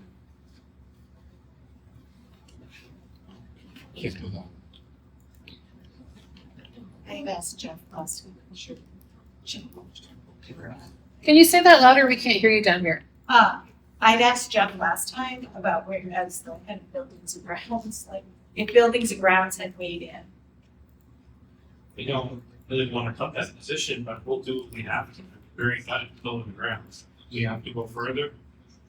We'll do what we have to, but it's gonna be a real inconvenience. And that also, there's things that, you got that list that they do.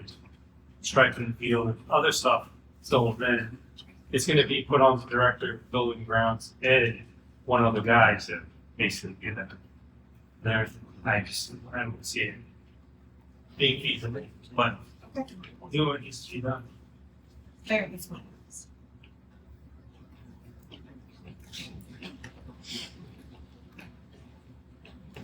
So where are we at?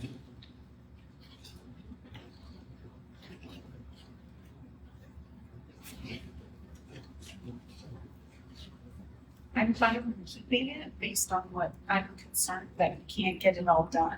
That's my concern. So I'm concerned about what Jeff's saying, so, I mean, my tendency would have been to cut it, but I also, at what cost? And I don't mean dollar figure. So, Yeah, I'm quite easy with the rest of them. I see it as for crippling grounds already with top area where the repair and maintenance, we're taking that away. And then we're taking away the personnel.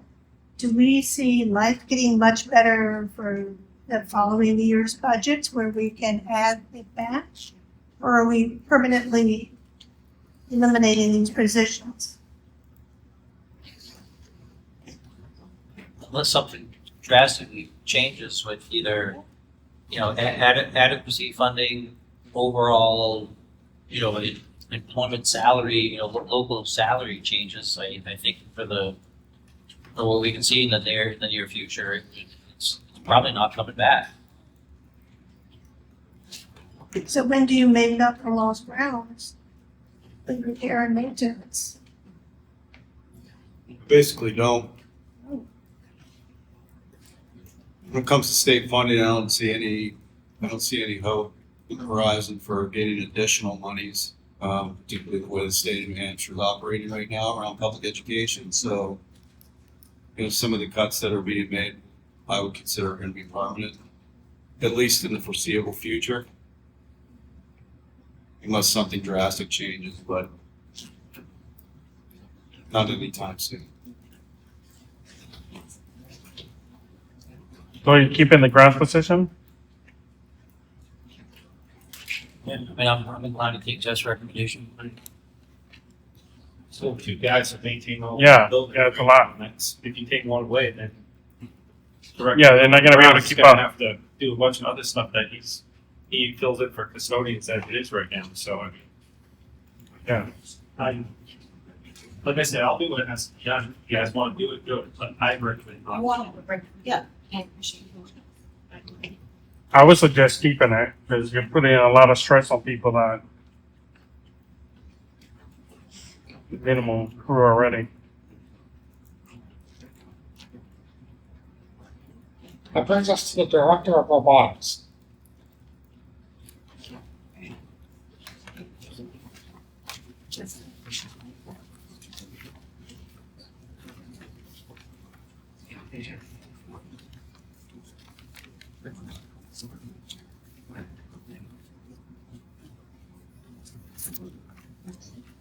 So Michelle, you had asked for the job description on this. Do you want to lead the discussion?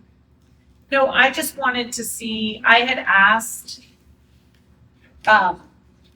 because I was trying to figure out, and I don't think that the BHS coach position has been, the job description has been updated yet because I was trying to figure out when this was added, it was based on, not this, but when the director, it was based on basically what one of the BHS coaches was doing on top of, at the time, her responsibilities. So I was trying to get a handle around what's happening right now. I still don't have that handle at the moment, in terms of how, I'm assuming the director is doing the things here because that's the intent. What's still unclear to me is, because we made that a 3-season program, 3-season coach, we didn't spell out yet the responsibilities of the 3-season coach. That's my point. So the job description is based right now on older information.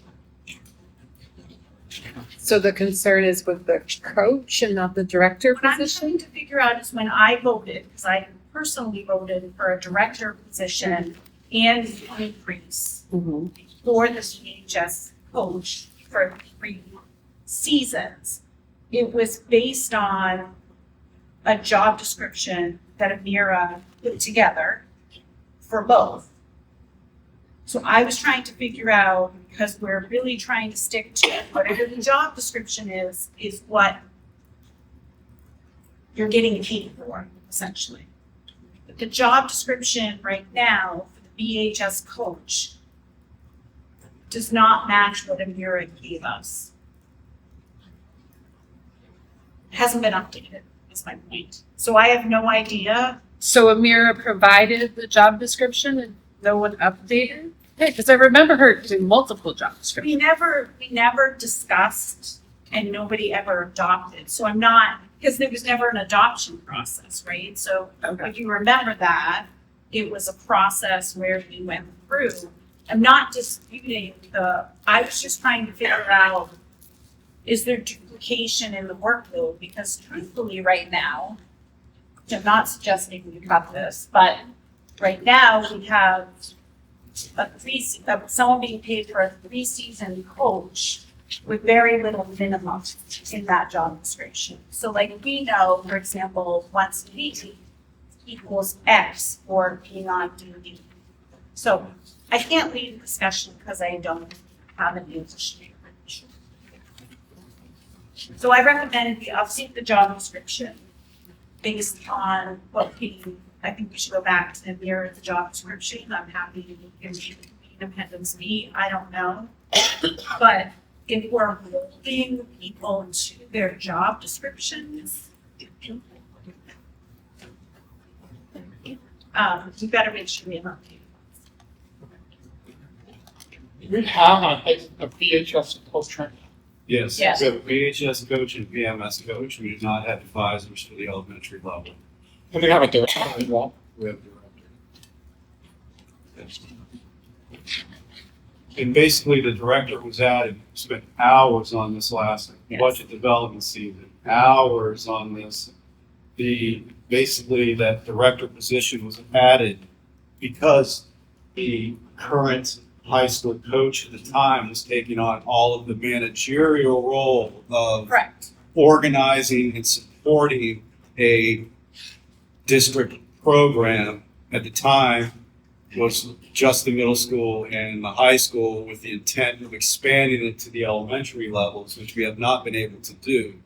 So you broke out a position as a director to handle all the managerial aspects of supporting and running a program, so that the high school coach did not have to do that, and they could work directly with students and prepare them for competitions, and let the director handle all the management of the robotics, particularly organizing and hosting competitions. And the high school coach That is, sort of cleared up Yeah, no, that, that was the intent of adding the director. And I also want to make the point, your $10,000 is going to move the needle on your percentage, if you look at your percentages. It's something, but it doesn't, it doesn't. I'm not suggesting based on now for me cutting it, but I do want us to update our job description. Because that is actually how we figure out where the stipends are and what people are agreeing to. Because then we could actually look at if there was duplication. And I have a question, just looking at this for the first time. Underneath the high school, there's 2 arms. Does that mean that there's a high school and a middle school division underneath that high school? And middle school, what grades are competing at the high school level? 7, 8, I believe. 7 and 8 grade. Yeah. And then under the middle school program, there's a middle school and an elementary school. So I assume 5, 6 were under the elementary school. So 7, 8 has an overlap We also have 4th grade under the elementary school, 4th graders. under the middle school, and then under the elementary, under the middle. Participate at the elementary level, the middle school. There is no competitive level at the elementary level. And then under the middle school arm under BMS, that is all grades over there? Interesting. I believe we have approximately 50 students that are participating between the middle school and the high school. I'm just interested, kind of curious about the overlap in that middle school division. So you want to go, you explain it. Well, there's an overlap because at the middle school level, it's a different field and equipment that you're using. It's more like Lego pieces that you're putting together. At the high school level, you're using metallic equipment and more advanced. So And if the student shows that they're capable of handling when it. I was pointing, but nobody could see, I guess I was, and I totally get the difference between this and that one, but why are there 2 No, no, over no. to the middle No, no. schools? The difference between the one that I'm describing Yeah. is between the high school and the middle school. This is a more basic coding and development building. Here's more advanced. So the students are 7 and So 8 only grade. the 7th and 8th graders get offered something above grade level, the rest of the students don't? No, some, and not everybody. Well, they gotta show that they can handle because it's a lot more requirements. But that is what it means though, is that some are offered to go up, but not every grade level can always work up. It's just the way the reg foundation has it. Yep. It's not up to the school. Nope, I get Yeah. that, but it's interesting. Or skill. That they don't all have an upper level for everyone to do that. Well, so like if you look at, so the IQ has both the middle school division and elementary school division. So last year, the CES team that made it to Worlds competed at the elementary division in Do we IQ. let grades 2 through 5 do that? So that Says was, only 4. so that's because these are new. So they were looking to expand it. So these don't exist yet. These don't exist yet. Gotcha. And then B5 has a high school and a middle school division. So the kids are invited to go if they want to do B5. So they go up to the high school and they work with the high school students and they develop robots and they So compete at these that. kids are being offered to go on to. Yes. They're just not. Correct. Yeah, cool. And everyone be able to work at a higher level. So I'm not interested in cutting the director of robotics. I'm not interested in cutting co-curriculars or athletics. Nor am I. What about a smaller percentage for co-curricular? If we looked at a 15 or 20% of that instead of 50%. Just for purposes of conversation. Can you repeat that? If we look at a smaller, so what's potentially proposed is a 50% of that in co-curriculars, whether or not, we could or should look at a smaller percentage, 15 or 20%. Well, then I think if we consider that, then we should also be the same for athletics. I don't know why we prioritize one or the other. In truth, I think we should trust the Appendix B process. So I'm not in favor of that. The Appendix B process yield any clubs or teams being taken off this year? Yes. Yes. So some of the ones on our list here are already going to be taken off? Do we have that number We got last week. in here? So the number that was presented in October was 9,400, I believe. But that was a proposal to add some and remove some. So Okay, it was a net impact. The board did not add on acting any, but they did accept removing some. So I haven't gone back and changed those numbers because that adding was tabled. okay. So in addition to what the board has already made for cuts, there would be a decrease, There would be a decrease, nominal. even if they added some, Yeah. stipends.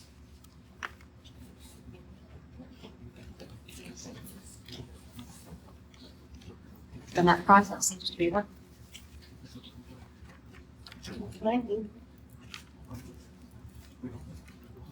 You said a net decrease.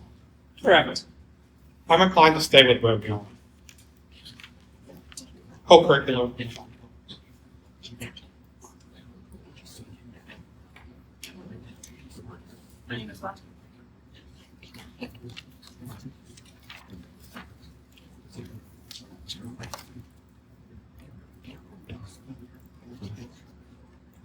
I think we're at the last one on that first page. Vacancy. Finds vacancy. PE teacher. You said the CES PE teacher is not currently filled. What are we doing right now? Substitute on a daily basis. Is Fortunately, it still that same PE teacher who was? But that person doesn't want the job?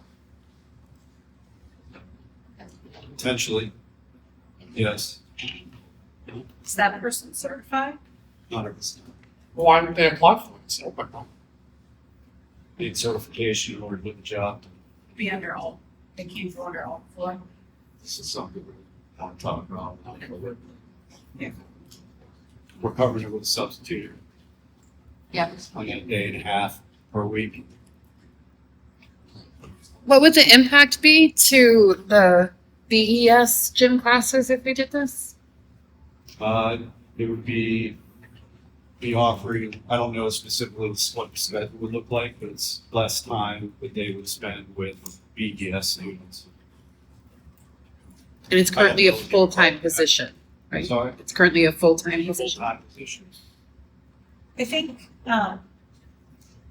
so the art teacher used to be 0.3 at Canterbury or something, and then their difference is 0.7 at BS. And we added an art teacher, a 0.3 art teacher.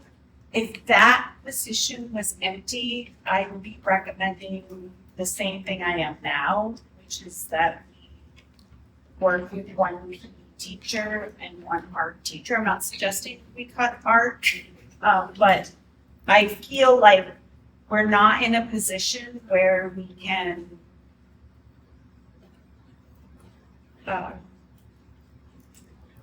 add. Just an adding, I get it, but I just, that's where I'm at. We already have a computer or something or other that goes back and forth. Is that called? Computer integrated. Computer integrator that goes back and forth.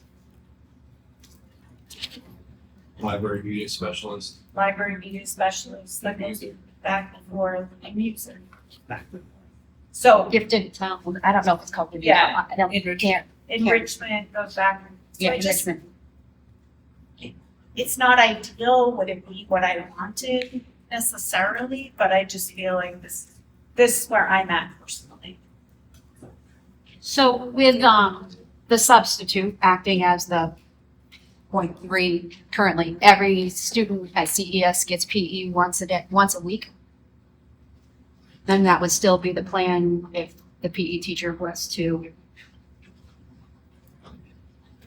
share time between BES and CES. Yes, it'd just be less time with BES students, so they'd have to alter their schedule. And that's the reason why the board had added in the past a art teacher, because the art teacher as an itinerant wasn't able to fully utilize the curriculum throughout the year at BES, as well as offer like art club and so forth. Is the BES PE teacher open to doing this and continuing to stay on as a teacher, or would we be looking for a new PE teacher? I don't know that right now, Alice. I would anticipate that when we start talking about people's current positions, they need to make those decisions. If the board makes a decision to change the position. Just trying to get a feel for whether or not we gotta hire somebody else if we do this. Strong potential. How does that affect the teacher's planning time? Because with one less or less classes, then they have less planning time.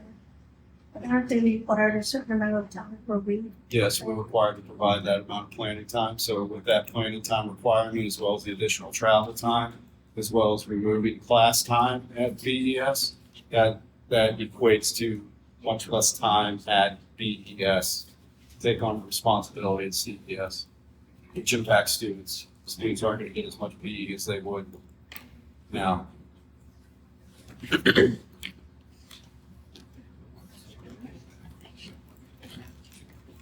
I would say keep it for obvious.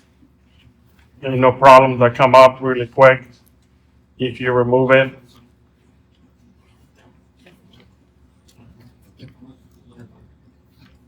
There's other. It's only that only would save you 16,000. There's other positions out there that make a bigger impact.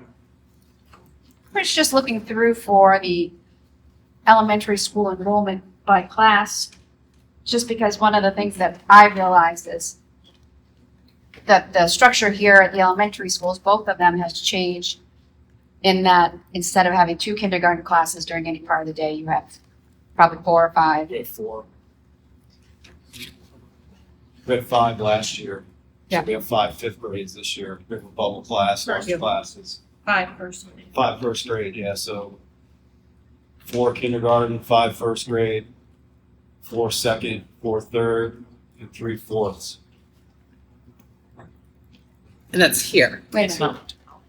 5K, 5, I was trying to add up how many classes We're there gonna were. get 4K right now. 4 Okay. kindergartens, 5 first grade, Yeah, 4 second grades, Yeah. 4 third grades, Yeah. and 3 fourth grades. But that's only BES. That's only BES. that would be for 10 classes a day. On average, you're around 17 to 18 classes, students per class. But the art teacher's currently doing that? Our teachers, not itinerant, it's full-time. No, music is. Music is. No, That's we have middle school. full-time music is at BES. Our itinerant music teacher goes between BMS and CES. Oh, okay.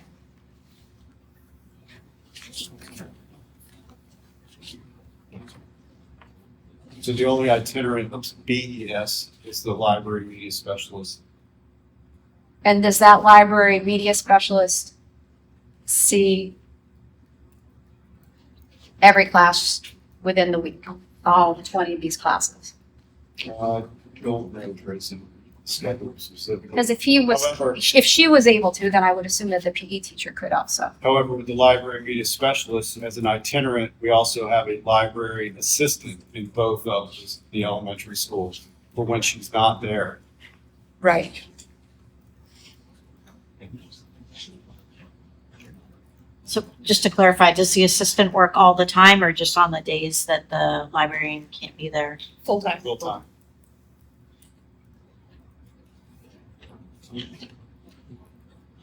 The day, well, again, it was a decade ago, but that was the day that was often a different, like, I don't know. Yeah, it was playing that way, but my thought was if the librarian can see all 20 kids within those, 20 classes of kids within those 4 days, then the PE teacher probably could, but if we don't have that involved, it doesn't help. To go back, just going back to my point I made earlier on, when you start talking about these teaching positions, the $39,000 for the SRO can offset these teaching positions that you're discussing. I'll keep bringing you back around to that. Oh, they already took that up. They didn't. So that's sort of still in the works of the conversation.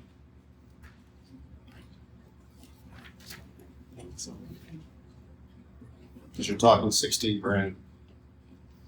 All right. Heard some feedback, board members, thoughts? Able to know. I'm in favor of keeping What's that? I'm in favor of keeping Can I ask one more question? what I said, Bill. Correct. Can I just ask one more question about how long it's been vacant? Just this year. Just, yeah. Just this year. Okay. It's just thinking that the CES kids might be serviced better by a certified teacher from BES than if it had been a long-term vacancy. If the current sub was not.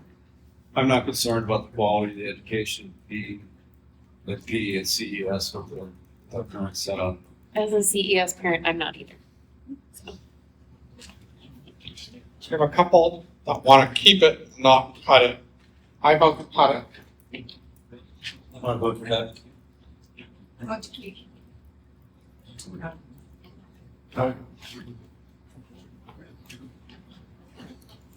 Who's that next to?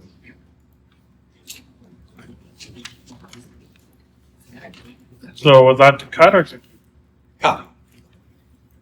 4-3. 4.25. All right. We're on to the second page. Retirements. These four positions. These four positions have a vacancy as of next year. Sure.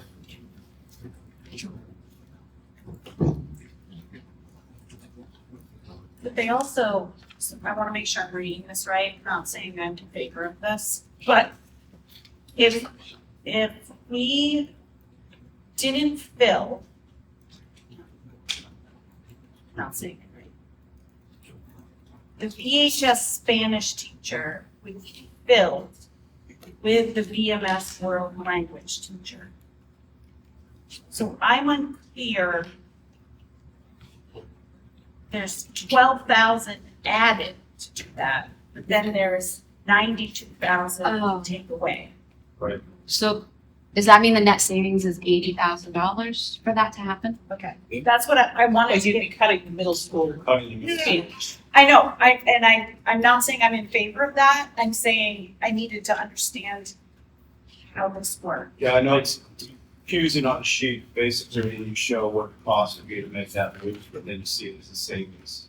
So the same thing with the math teacher. So 32,000 for a BHS math teacher to fill 7. And then, well, so the net would be 100,000, Right. give or take. What is a world language teacher? World language at the middle school teaches both Spanish and French. The majority is Spanish. Because they didn't discuss that the high school would only offer Spanish. That's what they're, French. It was discussed that they would only offer French if they did not fill the Spanish retirement position. So currently at the high school, we teach Spanish and French.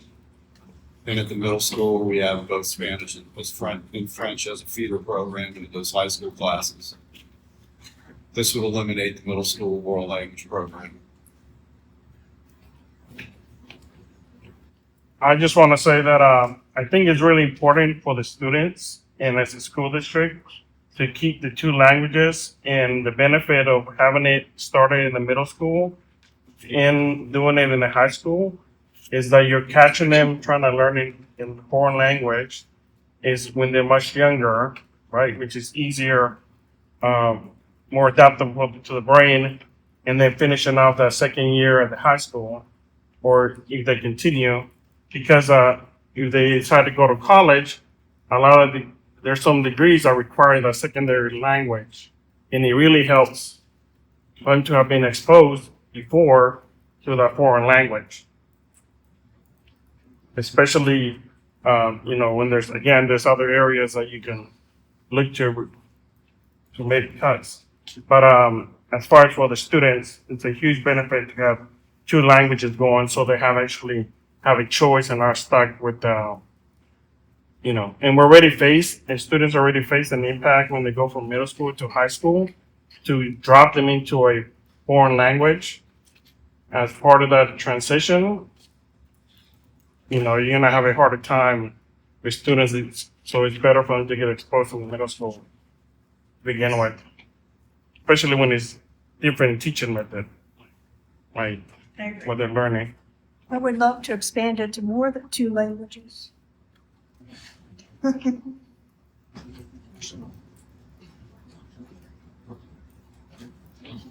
Yeah, I agree. I will. BHS Spanish. And I will not cut the world language of BMS. Alice? I am in favor of keeping both languages at both schools.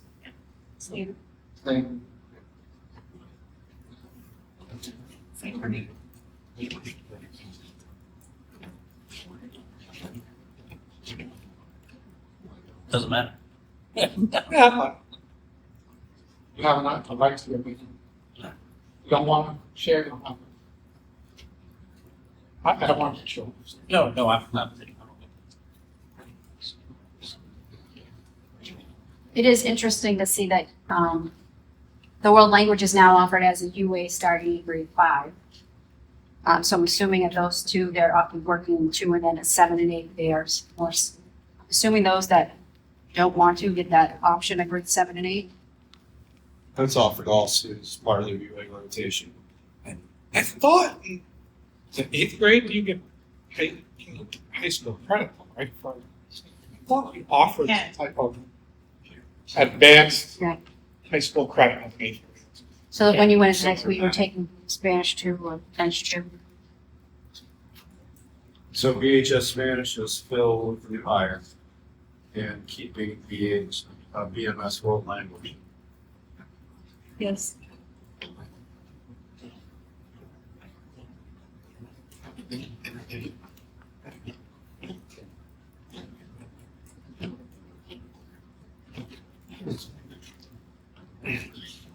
All right. So Bill, line by line. BMS 7th grade math.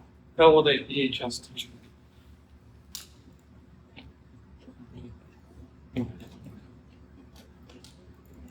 How many 7th grade math teachers are there? 1. How many? We have two. 2. One that's a general classroom math and another that is a math lab, what's known as a math lab teacher for 7 and 8. And that's the one that's on the Yes. South line.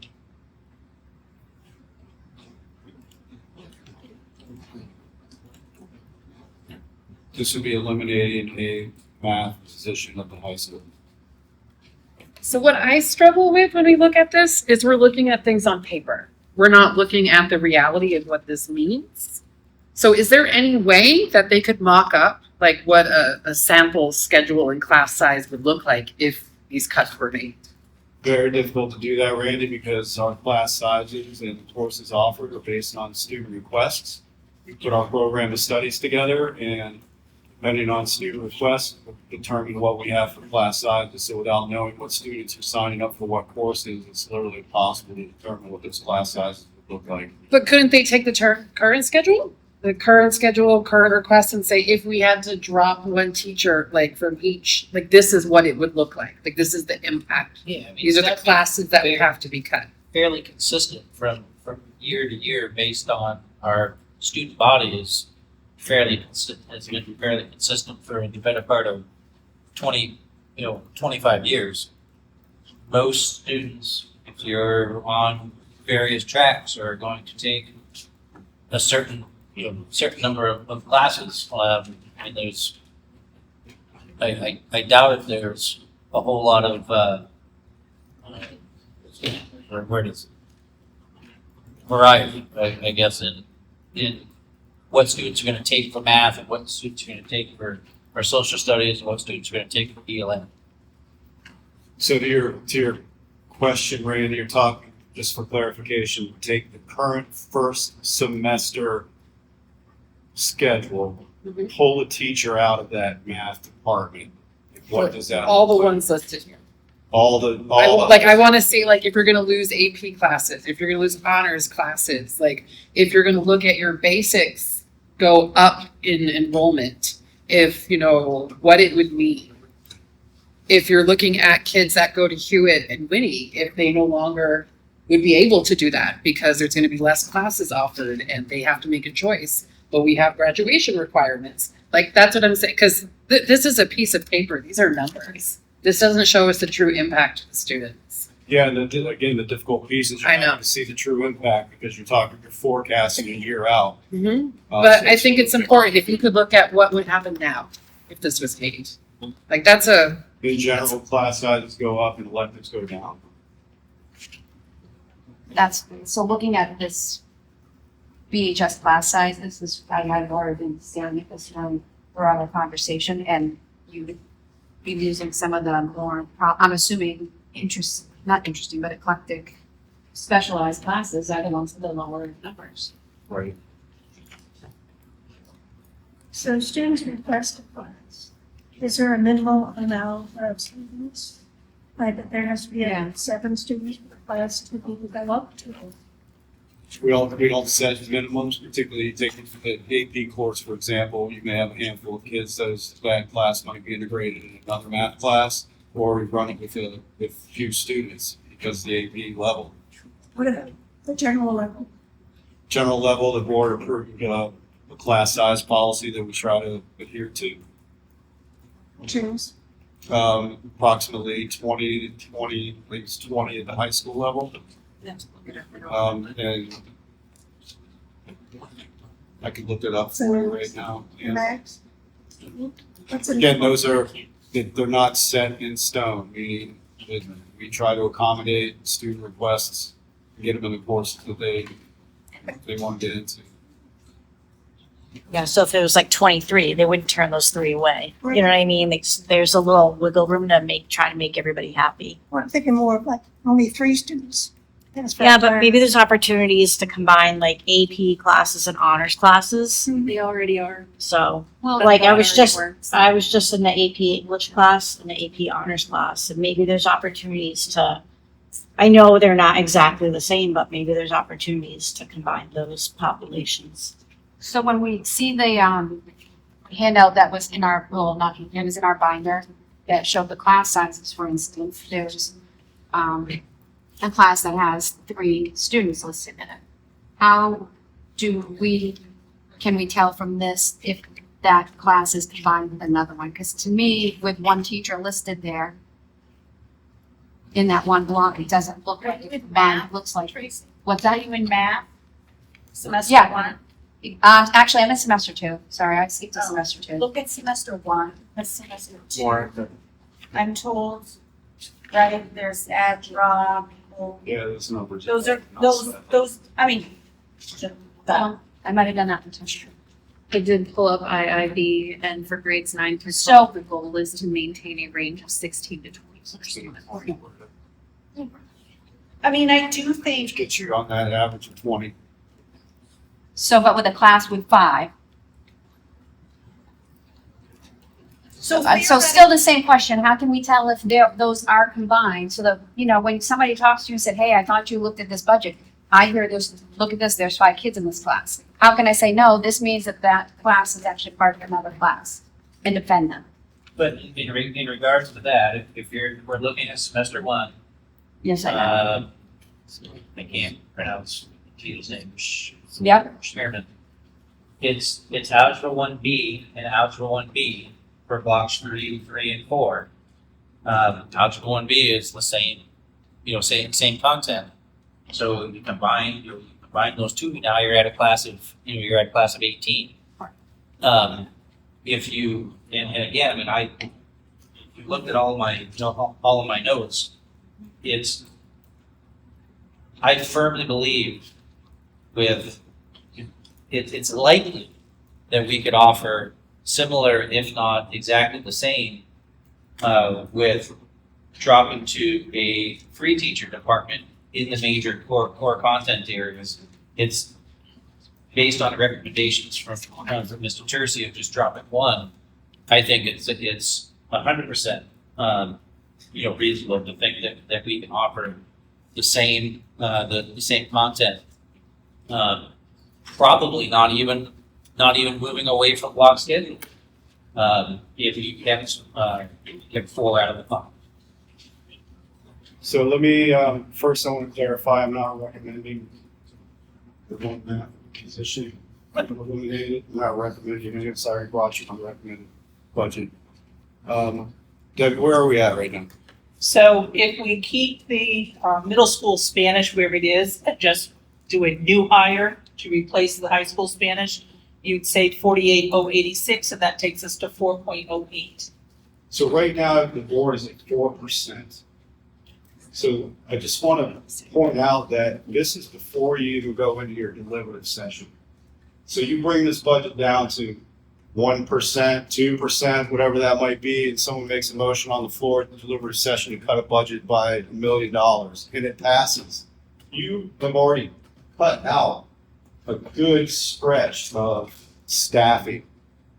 What would the next move be if that was to happen with deliberative? Because my understanding, I believe you even said this, Sean, that there's a strong potential for that to happen. I think Edgar, you brought it up as well. So you're at 4% right now. To continue down this retirement and SRE and RIF pathway, it eliminates. It does not give you any options if there's cuts that are going to be requested to be made on the floor at the deliberative session. Then you go deeper into your staffing because of that. Just want to point out, you're 4% right now. You've already dropped the proposed budget down to 3%. You almost cut it in half based on what was originally proposed.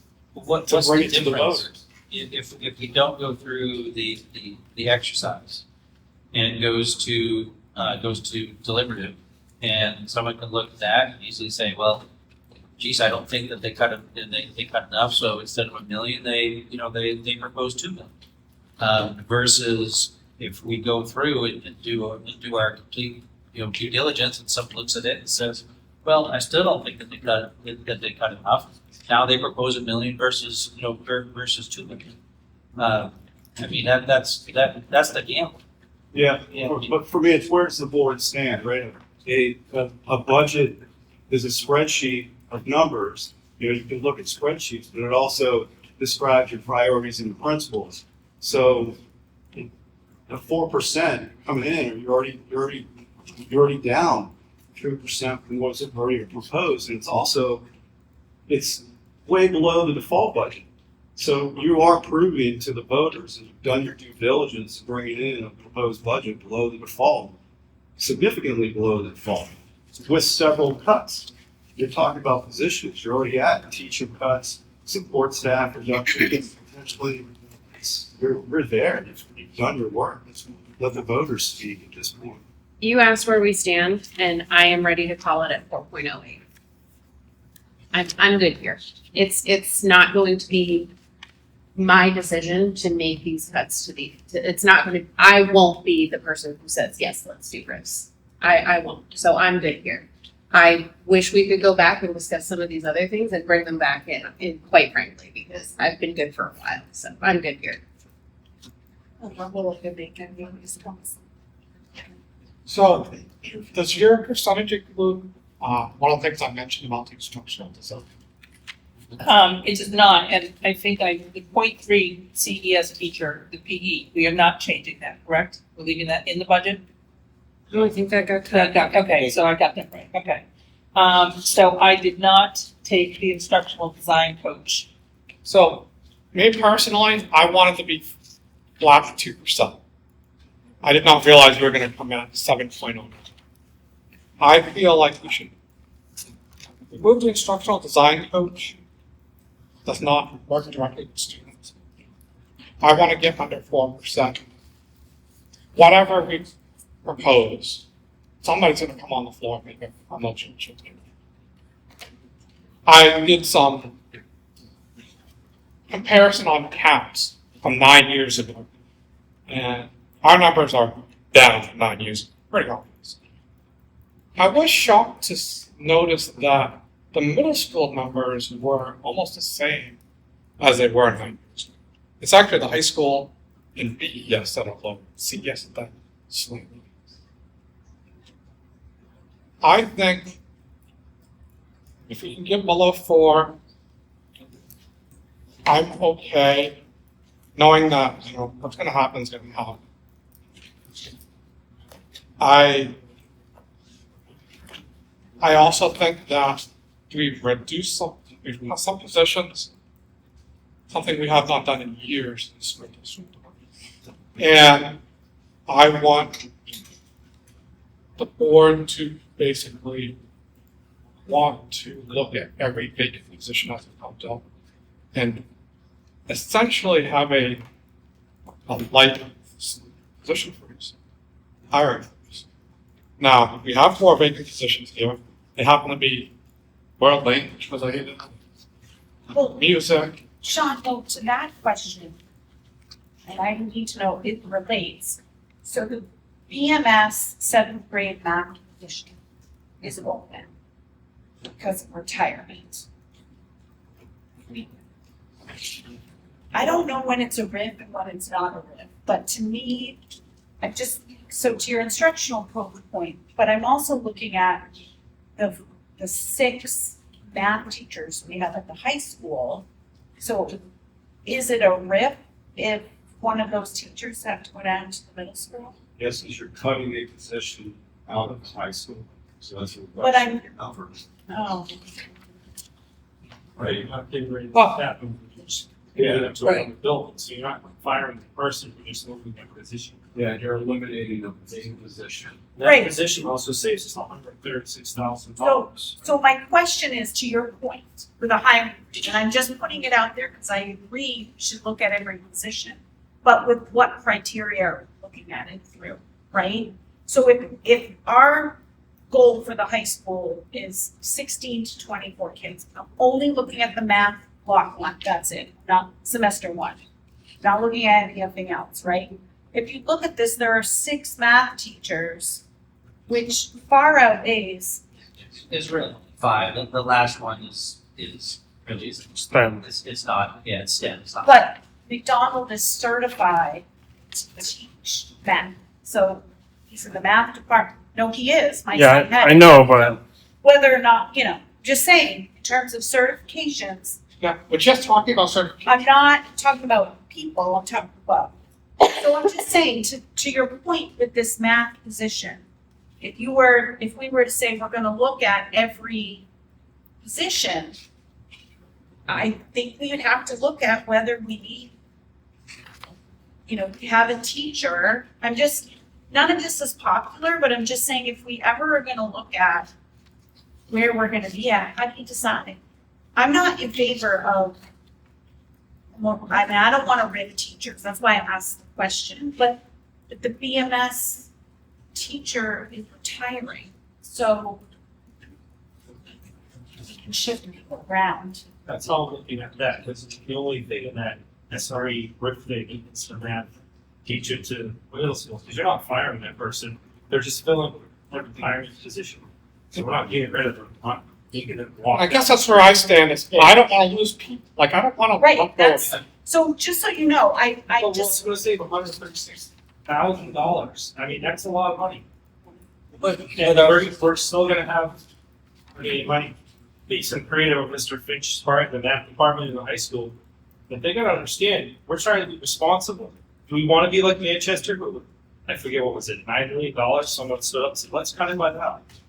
So I mean, No, I'm not we do our disagreeing. due diligence, but if I was in the public looking at this, I'm like, wait a second, they're saying the riftings, no, you're getting rid of the position, you're not getting rid of the person. And you're just spreading out your staff that you have.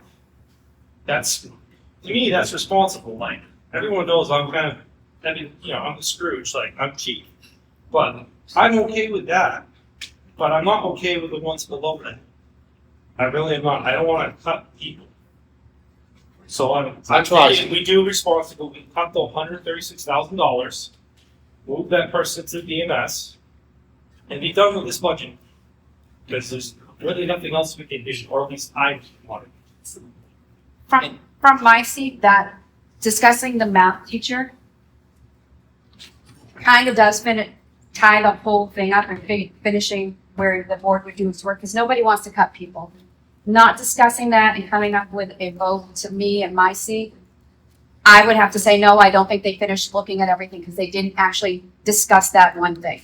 And I want to be able to say to people, I know they looked at everything because I sat there when I could have been with my family. I sat there and listened, and I know they looked. So I would rather sit here and have you discuss it and then make that decision.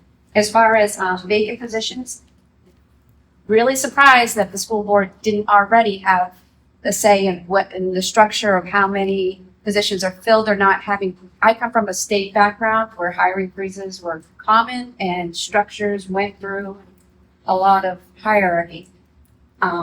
So that's, I don't think that's a horrible thing, but to me, that this math discussion is kind of like the last rock, if you would, to look under. The rest of them, I think everybody's already in agreement on, that nobody wants to. Sean's made that request in Yes. the past about looking at positions for attrition. You've made that request more than once. I mean, I'm just, and again, I'm not a cheerleader for doing a reduction in force, but I am a cheerleader for efficiency in our resources.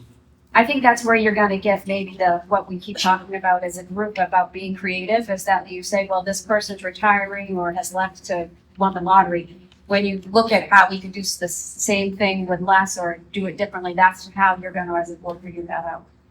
But I mean, I look at our schedules, looking at block scheduling, I'm looking at student numbers, and I'm seeing inefficiency in our resources.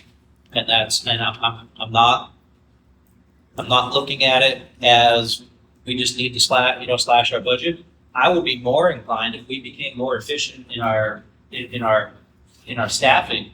We could go back on some of this, and not gut buildings and grounds. But again, I mean, I've put hours into looking at our staffing. In previous career, I had to build schedules or schedule with the school and get wildly creative about what classes are going to be offered when and what year, because you might have juniors and seniors have to come together to take a certain class.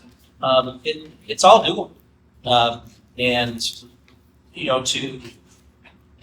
to not look at your efficiency in your staffing only because it doesn't feel right to eliminate or do a reduction in force. I think that's the wrong way to look at it. Sometimes reduction in forces are painful. Sometimes they're necessary. Sometimes we have to add faculty and staff if we saw our student numbers increasing. And I don't think anybody would argue that at that point. But Sean has the numbers. We're seeing a reduction in the student numbers. So I mean, obviously majority rules here, but I feel it'd be inappropriate to not look at our staffing strictly as a efficiency point of view. I am not in favor of reducing the math teacher simply because you've sat here as a board and you haven't been able to hire people to fill these positions. But I understand looking at the staffing. To me, I'd rather look at the instructional design coach, because again, nobody's losing their job. It's just shifting where that money is going. The instructional design coach is very beneficial. However, I would rather have our students who are having opportunities with the teacher versus the teachers having opportunities to be coached if we're looking at reducing force. Did you guys vote on that when we talked about that instructional design coach earlier when Sean talked about it? No. Still in the budget.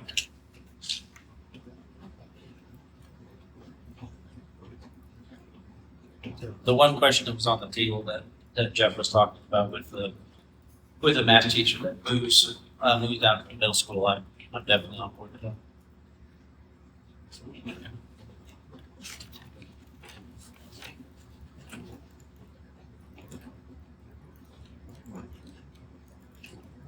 I like Sean's idea of the instructional design coach. Alright. Moving to the. Let's start with the line. thoughts on that? We'll do instructional design, we'll do 7th grade math, and then I would like to maybe take a break. So that would be the instructional design coach taking the CES position. Offering. Is that a risk? Yes, that position is part of the, So we're eliminating a position, but not a job, or through nutrition, not a person. That's the just one. And apparently the math should be in something. They'll put us below 4%. So with I would the, like to talk about the instructional design coach position. I think Debbie just mocked up what it would be. yes, so the instructional design would actually cut 84.4 from the budget. And that would take us to 3.78%. Edgar? How would it cut 84? Because we're carrying this, the 84.4 for the CES grade 5 Yeah. teacher. But if we cut the instructional coach and move that per into the grade 5, I don't need to budget the Oh yeah, I guess bump. 84.4. That's good.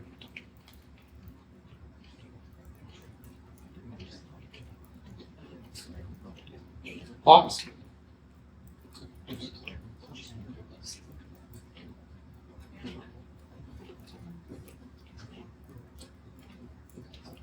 My position has not changed. I think our teachers deserve that coaching. So the cuts. Right.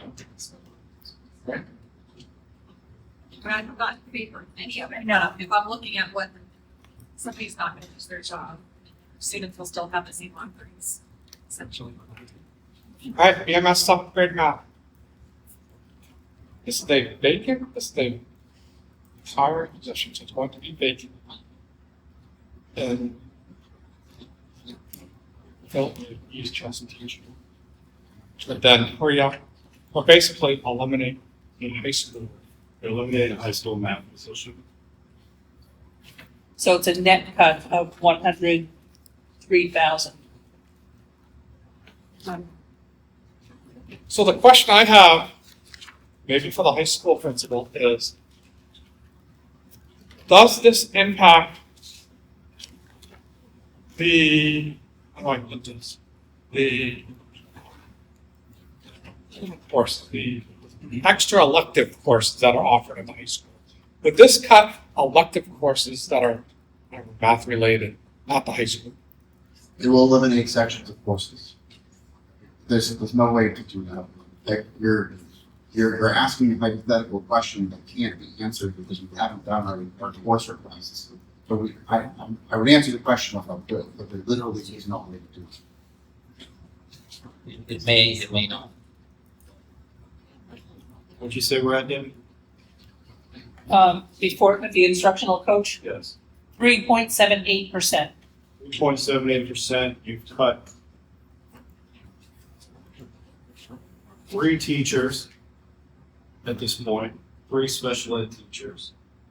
You've changed a current teaching position into an itinerant, and you've cut 4 support staff positions. Do our high school students get the option to, I thought there was like a regional availability that, like if we don't offer something, kids can take it in Laconia or vice versa? Yes, And are we I- taking advantage of that? We have 0 students taking advantage of that across the region from my last meeting last week. And the reason why is because we're offering the courses, high schools are offering the courses that students want to take, but more importantly, students want to stay with their peers. They're not interested in going to other schools that take classes. So the opportunity's there, however, students aren't taking advantage of it.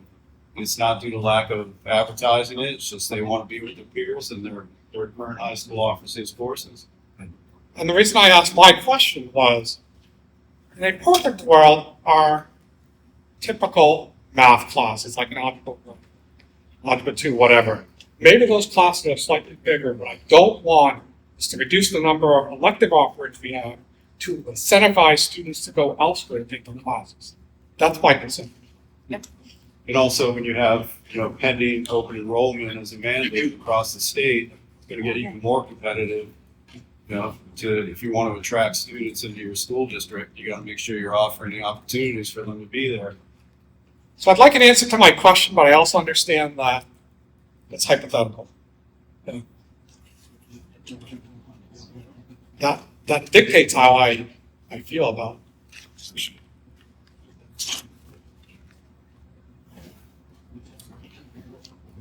Well, it's tough because if you look at some of the classes, they do look like a couple could be combined, but not knowing. That's why I asked my question before, how can I tell if this class is already buddied with another one so that if that teacher is, and you can't tell by what we have. Yeah, good, yes. At that percentage, what is the increase to the budget?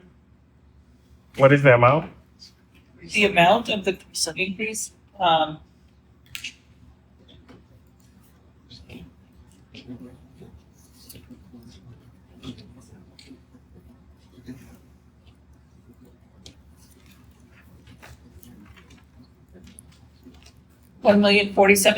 $1,047,872.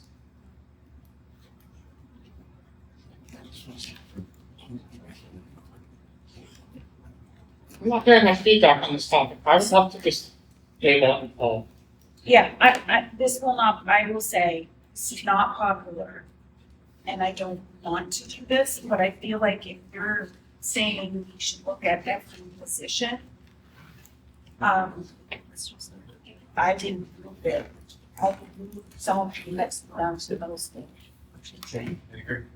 So, and again, I get it, I just, at what point, because it's always gonna have an impact, no matter what, so.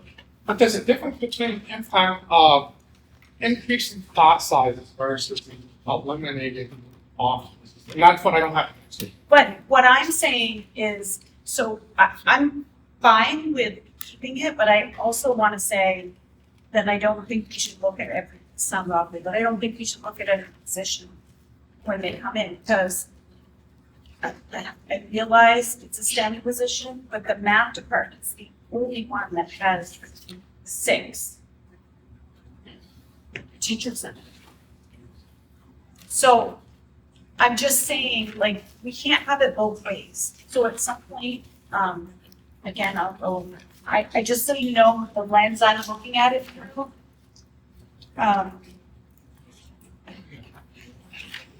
So, but we can table it and talk about it Yeah. next week. I'm just telling you where, and I know it's not popular, and I feel like we're split 3-3 on like. yeah, you might be. So I just figured I'd share where I was at. Michael, if we table this, it's going to cause any issues. Don't you need to notify the SREA of an intent to RIF since the instructional design coach has been cut? We'll definitely have to do that. That'll have to come from the board, so we'll have to draft that. For next week, will we know the decrease from the Appendix B ones that the Appendix B committee got rid of too? Because that's not in there yet, right? It's not in there and the board didn't take action, so Oh, okay. that was a Are you net. talking about the meeting? You're talking about overall having co-curriculars or the meeting we had a couple weeks ago? The meeting you had a couple weeks ago where you got rid of some that were probably lack We of got rid of attendance. some that did not add. Right, Yes. right. Yeah. Which he said was gonna be a net decrease. Yeah, it was a 9,822 net decrease based on the Appendix B recommendation, but that was adding 3, but removing 7. So instead, we're just removing 7 The only, At the moment. at the most. at the moment, Okay. so that's, So That's let's- why it's like that. the 9,822 is Put that on net, the so agenda. I'd have to go back and run some. Those Appendix B nominations. Just table. Go ahead.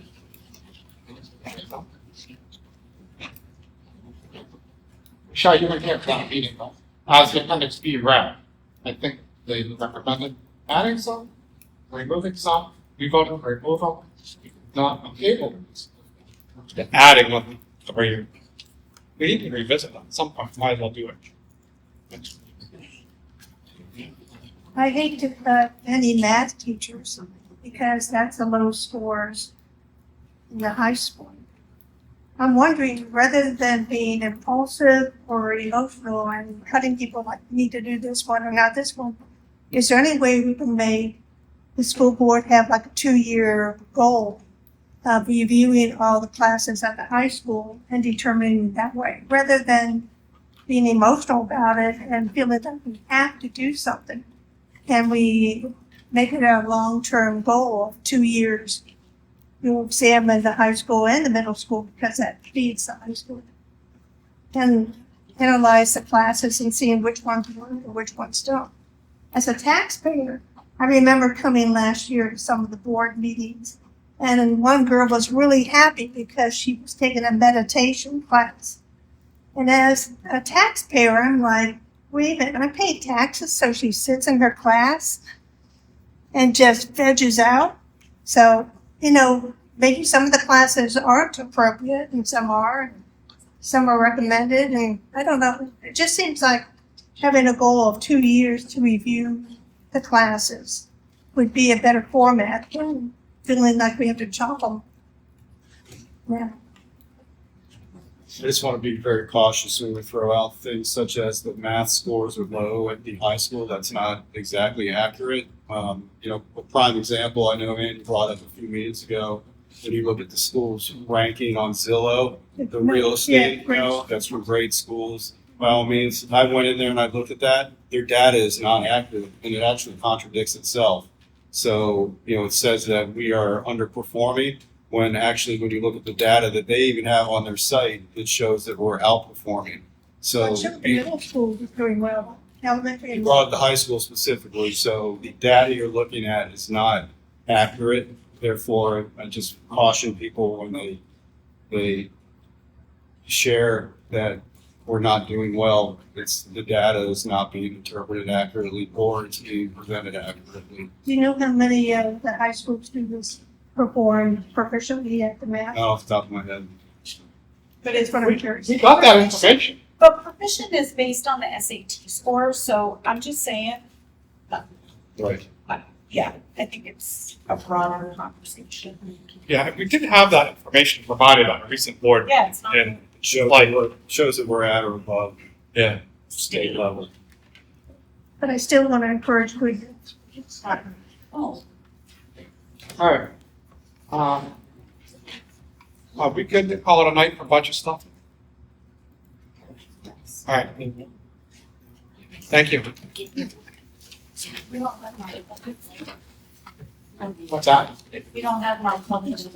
I actually, you have a couple more things.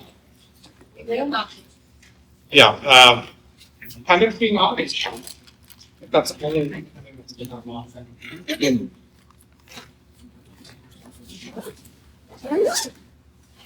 That is up for action. Second. Discussion? Jill. Right, all those in favor of the motion, say aye. Aye. Opposed? Thank you, motion passes. Before public communication correspondence, I just wanted to add 2 things. One, at the first regular board meeting of December, we are going to talk as a board under non-public about the superintendent's evaluation, which means I need superintendent evaluations to talk about this, preferably by next Tuesday. So I have a week that I have all the information presented to the board on the December meeting. So I'm going to start. Not you. I'm going to heckle the other 3 people that have. And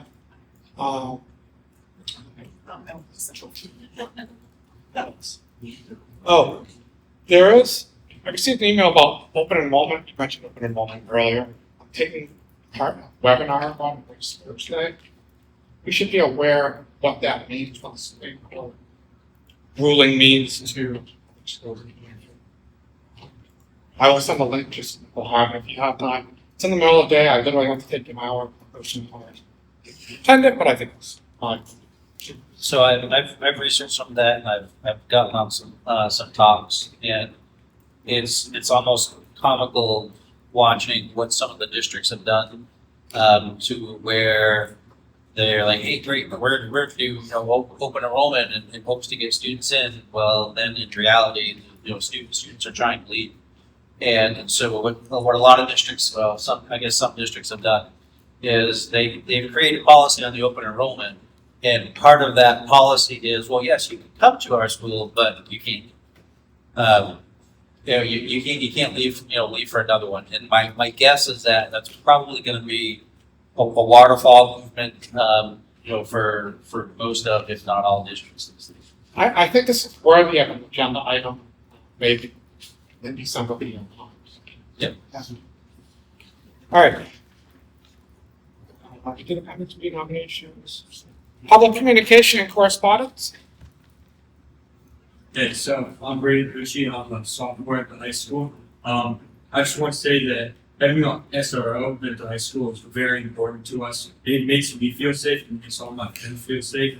It's just super important. Like Steve last year was super great with us. He hung out with everybody at lunch, but like having him there, it was super important to us. And anybody else that's there as an SRO, just a body for us, just makes us feel safer, makes the environment safer. Yeah. Thank you. Thank you. Any other comments? Yeah, Mike Luchin. In regards to math, as a parent of a student who struggles in math, making class sizes larger, where it's harder to for the teachers to have one-on-one time and make time for those students to struggle, is concerning. Thank you. Any other members of the public?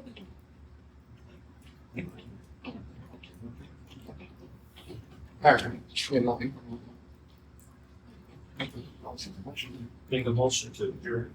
All right, roll call. Thank you, everybody. Thank you for coming out.